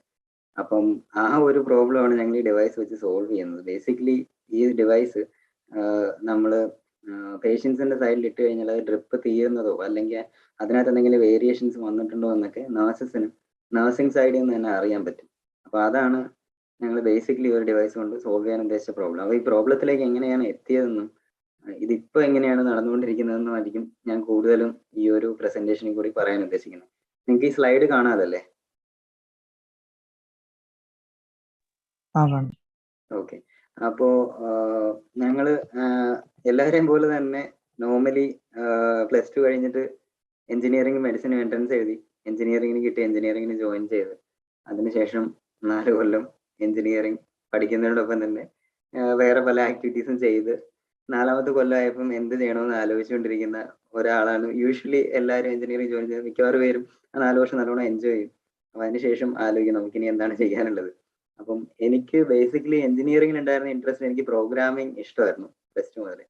അപ്പം എനിക്ക് നിർഭാഗ്യവശാൽ എനിക്ക് കമ്പ്യൂട്ടർ സയൻസ് കിട്ടില്ല, അന്ന് അതിനുള്ള റാങ്ക് ഉണ്ടായിരുന്നില്ല. അപ്പോൾ എനിക്ക് കിട്ടിയത് ഇലക്ട്രിക്കൽ എഞ്ചിനീയറിംഗ് ആണ്. ഞാൻ അതിന് ജോയിൻ ചെയ്തു. അതിനുശേഷം ഞാൻ കുറച്ച് നാൾ പ്രോജക്ട്സ് എല്ലാം ചെയ്ത്, പ്രോജക്ട്സ് കാര്യമായിട്ടൊന്നും ചെയ്തിട്ടില്ല കോളേജിൽ. അങ്ങനെ ഒരു സിറ്റുവേഷൻ അല്ലായിരുന്നു കോളേജിൽ. അപ്പം അതിനുശേഷം എന്തെങ്കിലും ഒരു കാര്യം ചെയ്യണം, സ്വന്തമായിട്ട് എന്തെങ്കിലും ചെയ്യണം എന്നുള്ളൊരു ആഗ്രഹം ഉണ്ടായിരുന്നു. അപ്പം എന്തെങ്കിലും ഒരു കാര്യം ചെയ്യാമെന്നൊരു ആഗ്രഹത്തോടെയാണ് ആക്ച്വലി ഞാൻ എഞ്ചിനീയറിംഗിന് ജോയിൻ ചെയ്യുന്നത്. പക്ഷെ എന്തുകൊണ്ടോ എഞ്ചിനീയറിംഗ് പഠിക്കുന്ന സമയത്ത് അങ്ങനെ ഒരു ഓപ്പർച്യൂണിറ്റി ഒന്നും ഉണ്ടായില്ല. പിന്നെ അതിനുശേഷം ആക്ച്വലി ഞാൻ പിന്നെ വേറെ ഓപ്ഷൻസ് ഒന്നുമില്ല നമുക്ക്. എനിക്ക് കുറച്ച് പ്രോഗ്രാമിംഗ് അറിയാം, ഞാൻ കുറച്ച് ഫ്രീലാൻസ്, വെബ് ഡിസൈനിങ് അതേപോലുള്ള കാര്യങ്ങളൊക്കെ ചെയ്യുന്നത്. ഡിസൈൻ വർക്ക് ഒരുപാട് തന്നെ ഡിസൈൻ വർക്ക് കോളേജിൽ ചെയ്യുമായിരുന്നു. അപ്പം എനിക്ക് നാച്ചുറലി ഡിസൈനിലൊരു ഇൻക്ലിനേഷൻ ഉണ്ടായിരുന്നു. അപ്പം കോളേജിൽ അത്യാവശ്യം ആക്ടിവിറ്റീസിലൊക്കെ പങ്കെടുക്കുന്നതിന്റെ ഭാഗമായിട്ട് ഈ ഡിസൈൻ ചെയ്ത സാധനങ്ങൾ ഒരുപാട് ആൾക്കാരെ മൂവ് ചെയ്യുന്നുണ്ട് എന്നുള്ളൊരു തോന്നൽ എനിക്ക് ആ സമയത്ത് ഉണ്ടായിട്ടുണ്ടായിരുന്നു. അപ്പം അതിന്റെ പുറത്താണ് ഞാൻ ഡിസൈനിലേക്ക് പോയാലോ എന്നാലോചിക്കുന്നത്. ബിക്കോസ് ഞാൻ ചെയ്യുന്ന എന്തെങ്കിലും കാര്യം, എന്തെങ്കിലും മാറ്റം സൊസൈറ്റിയിൽ കൊണ്ടുവരുന്നുണ്ട്, അതെനിക്ക് ഡയറക്ട്ലി ഫീൽ ചെയ്യാം. എല്ലാവരും ചെയ്യുന്ന കാര്യങ്ങൾ കൊണ്ടും സൊസൈറ്റിയിൽ മാറ്റം വരുന്നുണ്ട്, എന്ത് ജോലി ചെയ്താലും. പക്ഷെ എനിക്ക് ഡയറക്റ്റ് ആയിട്ട് അത്ര ഫീൽ ചെയ്യുന്ന ഒരു കാര്യം എനിക്ക് തോന്നിയ ഡിസൈൻ ചെയ്യുമ്പോൾ, കാരണം അത് ആൾക്കാരെ മൂവ് ചെയ്യുന്നുണ്ട്, അത് കുറച്ചും കൂടെ ആർട്ട് റിലേറ്റഡ് ആണ്. അപ്പം അങ്ങനെ വന്നപ്പോൾ ഞാൻ ഓപ്പർച്യൂണിറ്റീസ് നോക്കി, എനിക്ക് ഇതിന് ശേഷം എന്താണ് ചെയ്യാൻ പറ്റുക. ഞാൻ എല്ലാവരും പോലെ തന്നെ ഗേറ്റിന് അപ്ലൈ ചെയ്തു. ഗേറ്റ് എഴുതി M.Tech ചെയ്യാമായിരുന്നു ഒരു വഴി. അതേപോലെ തന്നെ ഡിസൈൻ ഇൻസ്റ്റിറ്റ്യൂട്ട്സ് നോക്കി, ഇന്ത്യയിൽ തന്നെയുള്ള. അപ്പോൾ IITസിൽ ഡിസൈൻ മാസ്റ്റേഴ്സ് ഇൻ ഡിസൈൻ എന്ന് പറഞ്ഞൊരു കോഴ്സ് ഉണ്ട് എഞ്ചിനീയറിംഗിന് ശേഷം. അപ്പോൾ അങ്ങനെ ഒരു കോഴ്സ് ചെയ്ത് കഴിഞ്ഞാൽ എനിക്ക് കുറച്ചും കൂടി ആൾക്കാരുടെ നീഡ് ഐഡന്റിഫൈ ചെയ്ത് പ്രൊഡക്ട്സ് ബിൽഡ് ചെയ്യാൻ പറ്റുന്ന ഒരു കോഴ്സാണെന്ന് എനിക്ക് തോന്നി. അപ്പം അത് പോയി പഠിച്ചാൽ കൊള്ളാമെന്നും അതിനെപ്പറ്റി ഏകദേശം 1 വർഷത്തോളം ഞാൻ ഫ്രീലാൻസ് ചെയ്തിരുന്ന അതിന്റെ ബാക്ക്ഗ്രൗണ്ട് സ്റ്റഡി എല്ലാം നടത്തി. അങ്ങനെയാണ് NID എന്ന് പറയുന്ന ഇൻസ്റ്റിറ്റ്യൂട്ടിനെ പറ്റി അറിയുന്നതും. അത് ഇന്ത്യയിലെ ഏറ്റവും നല്ല ഡിസൈൻ ഇൻസ്റ്റിറ്റ്യൂട്ട് ആണ്. അപ്പോൾ അങ്ങനെ അവിടെ അപ്ലൈ ചെയ്തു. അതിനുശേഷം അവിടെ ജോയിൻ ചെയ്തു. എനിക്ക് കിട്ടിയ കോഴ്സ് ഇന്റർഫേസ് ഡിസൈനും ന്യൂ മീഡിയ ഡിസൈനും ആയിരുന്നു. New media design basically technology ഉപയോഗിച്ച് ആർട്ട് അല്ലെങ്കിൽ ടെക്നോളജിയെ അസസ് ചെയ്യുക, അല്ലെങ്കിൽ പ്രാക്ടീസ് വഴി അസസ് ചെയ്യുക എന്നുള്ളതായിരുന്നു ഈ ഒരു കോഴ്സിന്റെ ലക്ഷ്യം. അപ്പോൾ പ്രാക്ടീസ് വഴി എന്ന് പറഞ്ഞാൽ നമ്മൾ ടെക്നോളജി ഉപയോഗിച്ച് എന്തെങ്കിലുമൊക്കെ ചെയ്യും, അത് എങ്ങനെയാണ് സൊസൈറ്റിയെ മൂവ് ചെയ്യുന്നത്, ടെക്നോളജി എങ്ങനെ സൊസൈറ്റി എഫക്ട് ചെയ്യുന്നു, സൊസൈറ്റി എങ്ങനെ ടെക്നോളജി എഫക്ട് ചെയ്യുന്നു, ഈ കാര്യമായിരുന്നു മെയിൻലി നമ്മൾ പഠിക്കുന്നത്. അതൊരു തിയറി കോഴ്സ് ആയിരുന്നില്ല, നമ്മൾ ഒരു 4 പ്രോജക്ട്സ് ചെയ്ത് പഠിക്കുക എന്നുള്ളതായിരുന്നു എൻ്റെ ലക്ഷ്യം. അപ്പം ആ പ്രോജക്ട്സ് ചെയ്ത് ആക്ച്വലി ഞാൻ എഞ്ചിനീയറിംഗ് പഠിക്കുന്നത് ഈ NIDയിലെ ഈ കോഴ്സിന്റെ സമയത്താണ്. കാരണം അവിടെ വെച്ചിട്ടാണ് ഞാൻ കൂടുതൽ റോബോട്ടിക്സും ഒക്കെ എനിക്ക് ഹാൻഡ്സ് ഓൺ ആയിട്ട് ചെയ്യാൻ കിട്ടുന്നത്. അപ്പം ഈവൻ ഒരു ട്രാൻസിസ്റ്റർ എങ്ങനെ ബയാസ് ചെയ്യണമെന്ന് പോലും അറിയാത്ത ഒരാളായിരുന്നു ആ ഒരു സമയത്ത്. പിന്നീട് നാച്ചുറലി അവിടെ ചെന്ന് ഓരോരോ കാര്യങ്ങൾ ചെയ്യാൻ വേണ്ടിയിട്ട് എഞ്ചിനീയറിംഗ് ആവശ്യമായിട്ട് വന്നു. അപ്പൊ നമുക്കൊരു കാര്യം, സപ്പോസ് ഇപ്പം ഈ ലെഫ്റ്റ് സൈഡിൽ കാണുന്ന ഒരു ഇന്ററാക്റ്റീവ് ആർട്ട് വർക്ക് ആണ്, അത് ചെയ്തിരിക്കുന്ന ഒരു പാനിപൂരി കൊടുക്കുന്ന റോബോട്ടാണ്. അപ്പൊ ഞങ്ങൾക്കിത് ജസ്റ്റ് ഒരു 1 ആഴ്ച കൊണ്ട് 2 ആഴ്ച കൊണ്ട് ഈ റോബോട്ടിനെ ഉണ്ടാക്കണം, അത് ജസ്റ്റ് ഒരു മേക്കർ ഫെസ്റ്റിന് വെക്കണമെന്ന് ഉണ്ടായിരുന്നില്ല, എല്ലാവരെയും ഒന്ന് സന്തോഷിപ്പിക്കണം അവിടെ വരുന്നവർ. അല്ലാതെ ഇതൊരു പ്രോഡക്റ്റ് ആയിട്ട് ചെയ്യണം എന്ന് വിചാരിച്ച് ചെയ്തല്ല, ജസ്റ്റ് പെട്ടെന്ന് ചെയ്യാം. അപ്പം അങ്ങനെ ഒരു പാനിപൂരി റോബോട്ട്, അതേപോലെ തന്നെ വിയറബിൾ ആർട്ട് ഷോസ് ഉണ്ട്. അപ്പൊ അതിനുവേണ്ടി വിയറബിൾ റോബോട്ടിക്സ്, ഇതൊക്കെയാണ് കൂടുതലും NIDയിൽ ഞാൻ ആദ്യം ചെന്നപ്പോൾ ചെയ്തുകൊണ്ടിരുന്നത്. കാരണം എനിക്ക് ആർട്ടിനോടുള്ള ഇൻക്ലിനേഷൻ കൂടുതലായതുകൊണ്ട് ഇങ്ങനെയുള്ള വർക്കായിരുന്നു കൂടുതലും ചെയ്തുകൊണ്ടിരുന്നത്. അപ്പൊ അതിനുശേഷം ഫൈനൽ ഇയർ ആയപ്പോഴത്തേക്കും ഇന്റർവ്യൂ ഒക്കെ വന്നു തുടങ്ങി. അപ്പം എല്ലാ കമ്പനീസും നോക്കുന്നത് ആർക്കെങ്കിലും ഉപയോഗമുള്ള എന്തെങ്കിലും സാധനം നിങ്ങൾ ചെയ്തിട്ടുണ്ടോ എന്നുള്ളത്. അപ്പൊ ഞാൻ ചെയ്ത സാധനങ്ങളൊന്നും തന്നെ ആർക്കും ഉപയോഗമില്ലാത്ത പ്രോജക്ട്സ് ആയിരുന്നു. ഉപയോഗമില്ല എന്ന് പറഞ്ഞാൽ ആർട്ട് വർക്ക്സ് ജനറലി ഒരു കമ്പനിയിൽ നമ്മളൊരു ഇന്റർവ്യൂ ഇരിക്കുമ്പോൾ അവർ പറയും ഉപയോഗമില്ല, നിങ്ങൾക്ക് ഇത് ചെയ്തു, ഇത് എല്ലാവരെയും സന്തോഷിപ്പിക്കുന്നുണ്ട്. അപ്പൊ അങ്ങനെ ഒരു സിറ്റുവേഷനിൽ ഇരുന്നപ്പോൾ എനിക്ക് തോന്നി ഞാൻ എന്തെങ്കിലും ഒരു പ്രോജക്റ്റ്, ഒരു റിയൽ പ്രോബ്ലം സോൾവിങ് ആയിട്ടുള്ള ഒരു പ്രോജക്റ്റ് ചെയ്യണം. അപ്പം ആ സമയത്താണ് ഡിസൈൻ എന്ന് പറഞ്ഞ, ഡിസൈനും ആർട്ടും തമ്മിലുള്ള ബേസിക് ആയിട്ടുള്ള വ്യത്യാസം. ആർട്ട് ഒരു ആർട്ടിസ്റ്റിന് വേണ്ടി, ഡിസൈൻ എപ്പോഴും ഒരു യൂസറിന്റെ അല്ലെങ്കിൽ എക്സ്റ്റേണൽ ആയിട്ട് ഒരാളുടെ ആവശ്യം സാറ്റിസ്ഫൈ ചെയ്യാൻ വേണ്ടിയാണ് ഡിസൈൻ ചെയ്യുന്നത്. അപ്പം ആർട്ട് പ്ലസ് ഒരു നീഡ് എന്ന് പറയുന്ന സംഭവമാണ് ഡിസൈൻ എന്ന് പറയുന്ന ആസ്പെക്റ്റിൽ വരുന്നത്. അപ്പൊ ഡിസൈൻ തിങ്കിങ് എന്ന് പറഞ്ഞാൽ നമ്മളൊരു യൂസറിന്റെ പ്രോബ്ലം എങ്ങനെയെങ്കിലും നമ്മൾ റിസർച്ച് ചെയ്ത് അത് സോൾവ് ചെയ്യാനുള്ള പല പല വഴികൾ കണ്ടുപിടിക്കുക എന്നുള്ളതാണ്. അപ്പൊ അതിന്റെ ഭാഗമായിട്ട് ഞാനൊരു പ്രോബ്ലം ഐഡന്റിഫൈ ചെയ്യണമായിരുന്നു. ആ സമയത്ത് അഹമ്മദാബാദാണ് ഇൻസ്റ്റിറ്റ്യൂട്ട്. അപ്പം അവിടെ ഡെങ്കു ഔട്ട്ബ്രേക്ക് ഉണ്ടായി. അപ്പോൾ ആ സമയത്ത് എൻ്റെ ഒരുപാട് ഫ്രണ്ട്സ് ഹോസ്പിറ്റലൈസ്ഡ് ആയിട്ടുണ്ട്. അപ്പം ഞാനും കൂടെയൊക്കെ പോയി നിൽക്കാറുണ്ടായിരുന്നു. ആ സമയത്ത് ഈ IV ഇട്ട് കഴിയുമ്പം ഇവര് പല പല എക്സ്പീരിയൻസ് പറയും. ചിലപ്പോ ഇത് വെയിനിൽ വേദന ഉണ്ടാവുന്നത്, അല്ലെങ്കിൽ ഇത് വെയിൻ ഔട്ട് ആയി പോകുന്നത്, ഈവൻ ടോയ്ലറ്റിൽ പോകാൻ തോന്നുന്നത്. അപ്പൊ ഇവർക്കൊരു മടിയൊക്കെ ഉണ്ട് നഴ്സിനെ വിളിക്കാനും ഒക്കെ. അപ്പം ഇതിനെപ്പറ്റി ഇങ്ങനെ എക്സ്പീരിയൻസ് പറഞ്ഞപ്പോൾ എനിക്ക് തോന്നി ഇതൊരു ഇൻട്രസ്റ്റിംഗ് ഏരിയ ആണ് എക്സ്പ്ലോർ ചെയ്യാൻ. ബിക്കോസ് ഹെൽത്ത് കെയർ നമ്മളൊരു ഏരിയയുടെ എക്സ്പ്ലോർ ചെയ്യാൻ ഹെൽത്ത് കെയറിൽ ഒരുപാട് ഇന്നോവേഷൻസ് ചെയ്യാൻ പറ്റുന്ന ഒരു ഏരിയ ആണ്. ഒരുപാട് പ്രോബ്ലംസ് ഉണ്ട് ഓൾറെഡി. അതിന്റെ സ്ട്രക്ചറലി ആയാലും, അതിന്റെ ഒരു ഇൻസ്റ്റിറ്റ്യൂഷൻ സ്ട്രക്ചർ, അതിന്റെ പ്രൈസിങ്, പ്രൊഡക്ട്സിന്റെ, അതിന്റെ എക്സ്പീരിയൻസ്. അപ്പം അങ്ങനെ ഒരുപാട് പ്രോബ്ലംസ് ഉള്ള ഒരു ഏരിയ ആണ് ഹെൽത്ത് കെയർ എന്ന് എനിക്ക് തോന്നി. അപ്പൊ ഞാൻ ഹെൽത്ത് കെയർ ഒരു പ്രൈമറി ഏരിയ എടുത്ത് എന്റെ ഫൈനൽ പ്രോജക്റ്റ് ചെയ്യാമെന്ന് കരുതി. അപ്പം ഈ പ്രോജക്റ്റ് ചെയ്യാൻ നമുക്ക് 6 months ആണ് തരുന്നത്. അപ്പൊ ഇനീഷ്യലി ഞാൻ റിസർച്ച് തുടങ്ങി ഈ IV ഇടുമ്പോൾ പേഷ്യൻസിന് എങ്ങനെയൊക്കെയാണ് ഫീൽ ചെയ്യുന്നത്. ഇനീഷ്യലി ഗുജറാത്തിലായിരുന്നു റിസർച്ച് എല്ലാം ചെയ്തത്. അപ്പോൾ ആദ്യത്തെ 1 മാസത്തോളം ഞാൻ അവിടെ സ്പെൻഡ് ചെയ്തു പല പല ഹോസ്പിറ്റൽസ്. പക്ഷെ എനിക്ക് അവിടുത്തെ ഭാഷ അപ്പോഴും ഒരു പ്രശ്നമായിരുന്നു. എനിക്ക് കുറച്ച് ഹിന്ദി അറിയാം എന്നല്ലാതെ ഗുജറാത്തി കലർന്ന ഹിന്ദിയാണ് കൂടുതലും ഗുജറാത്തിൽ സംസാരിക്കുന്നത്. ഈവൻ അവർ നമ്മളോട് സംസാരിച്ചാൽ അത് ഗുജറാത്തി കലർന്ന ഹിന്ദി ആയിരിക്കും. അപ്പൊ നമുക്ക് കാര്യമായിട്ടൊന്നും മനസ്സിലാവില്ല. അങ്ങനെ ഞാൻ അവിടെ നിന്ന് തിരിച്ച് നാട്ടിലേക്ക് വരികയാണ്. തിരിച്ച് നാട്ടിൽ വന്ന് റിസർച്ച് ചെയ്യാം എന്ന് കരുതി നാട്ടിലേക്ക് വരും. അപ്പം ഇനീഷ്യലി നമ്മുടെ ഈ പ്രോസസ്സിനകത്ത് ഏറ്റവും കൂടുതൽ ടൈം നമ്മൾ സ്പെൻഡ് ചെയ്തിട്ടുള്ളത് ഈ ഒരു പ്രോബ്ലം ഡീപ്പായിട്ട് ഐഡന്റിഫൈ ചെയ്യാൻ വേണ്ടി. അപ്പം എനിക്ക് ഇതിനെപ്പറ്റി ഒരു ബാക്ക്ഗ്രൗണ്ട് അല്ല. ഞാൻ ഒരു എഞ്ചിനീയർ ആണ്. എനിക്ക് മെഡിസിൻ എന്താണെന്നോ, IV ട്രിപ്പിൽ കൊടുക്കുന്ന മെഡിക്കേഷൻ എന്താണെന്നോ, അത് ഏത് റേറ്റ് ആണെന്നോ ഒന്നും അറിയില്ല. അപ്പൊ ആ സമയത്ത് ഞാൻ ഒരുപാട് പേപ്പർ ഉണ്ടായിരുന്നു IV പ്രോബ്ലംസിനെ പറ്റിയൊക്കെയുള്ള. അപ്പൊ പേപ്പർ എല്ലാം വായിച്ച് നാട്ടിലെത്തിയതിനു ശേഷം ട്രിവാൻഡ്രം ജനറൽ ഹോസ്പിറ്റലിലാണ് ഞാൻ റിസർച്ച് ചെയ്ത് തുടങ്ങുന്നത്. അപ്പൊ ഈ ജനറൽ ഹോസ്പിറ്റലിൽ ഒരു 5ഓളം വാർഡ് ഉണ്ടായിരുന്നു ട്രിവാൻഡ്രം ജനറൽ ഹോസ്പിറ്റൽ. അപ്പം ആ സമയത്ത് ഡിമോഡൊക്കെ അപ്രൂവൽ വാങ്ങി റിസർച്ചിന് വേണ്ടി ഞാൻ എല്ലാ ദിവസവും അവിടെ പോയി ഇരിക്കും. ഒരു റിസർച്ചർ ആയിട്ടല്ല ഇരിക്കുന്നത്, അവിടെ ജസ്റ്റ് പോയി അവിടുത്തെ പേഷ്യൻസിൻ്റെ കൂടെ ബൈസ്റ്റാൻഡേഴ്സിൻ്റെ കൂടെ സംസാരിച്ചിരിക്കാറാണ് പതിവ്. അപ്പം അങ്ങനെ സംസാരിച്ചിരിക്കുമ്പോൾ ആക്ച്വലി നമുക്ക് അവരുടെ പ്രശ്നങ്ങൾ മനസ്സിലാവും. കാരണം അവർ കുറച്ച് നാൾ കഴിയുമ്പോൾ, ഒരാഴ്ച കഴിയുമ്പോൾ അവരുടെ പ്രശ്നങ്ങൾ പറഞ്ഞു തുടങ്ങും. ഇവിടെ എന്തൊക്കെയാണ് പ്രശ്നങ്ങൾ അവർ നേരിടുന്നതെന്നും. അപ്പൊ നമുക്കത് ഒബ്സർവ് ചെയ്യാൻ പറ്റും. ഒരാഴ്ച കഴിയുമ്പോൾ നമ്മൾ ശരിക്കും അവിടുത്തെ ഒരാളെ പോലെയാവും. അപ്പം അങ്ങനെ ഒരു ആളെ പോലെ ആയി കഴിയുമ്പോൾ നമുക്ക് ശരിക്കും ആ പേഷ്യൻസിന്റെ സൈഡിൽ നിന്ന് ചിന്തിച്ചു തുടങ്ങാൻ പറ്റും. അപ്പൊ അങ്ങനെ ഒരു സിറ്റുവേഷൻ വന്നപ്പോഴാണ് ഇങ്ങനെ ഒരു IV തെറാപ്പിയിലെ പ്രശ്നങ്ങൾ എന്ന് പറഞ്ഞാൽ അത് ഒരു ചെറിയ പ്രശ്നമല്ല. ഞാൻ കണ്ട പോലെ ഇത് ഡ്രിപ്പ് തീരുമ്പോൾ ജസ്റ്റ് പേഷ്യൻസിനെ പകരം വേറൊരാൾ പോയി വിളിക്കുക എന്നുള്ളത് മാത്രമല്ല പ്രശ്നം.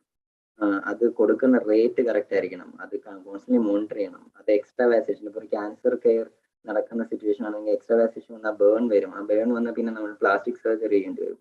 അപ്പം അല്ലെങ്കിൽ ഇത് റോങ് റേറ്റിൽ കൊടുക്കുകയാണെങ്കിൽ, ഇപ്പോൾ ഒരു ഹാർട്ട് പേഷ്യൻ്റ് ആണെങ്കിൽ അതിന്റെ ക്ലിനിക്കൽ ഔട്ട്കത്തിനെ അത് ബാധിക്കും.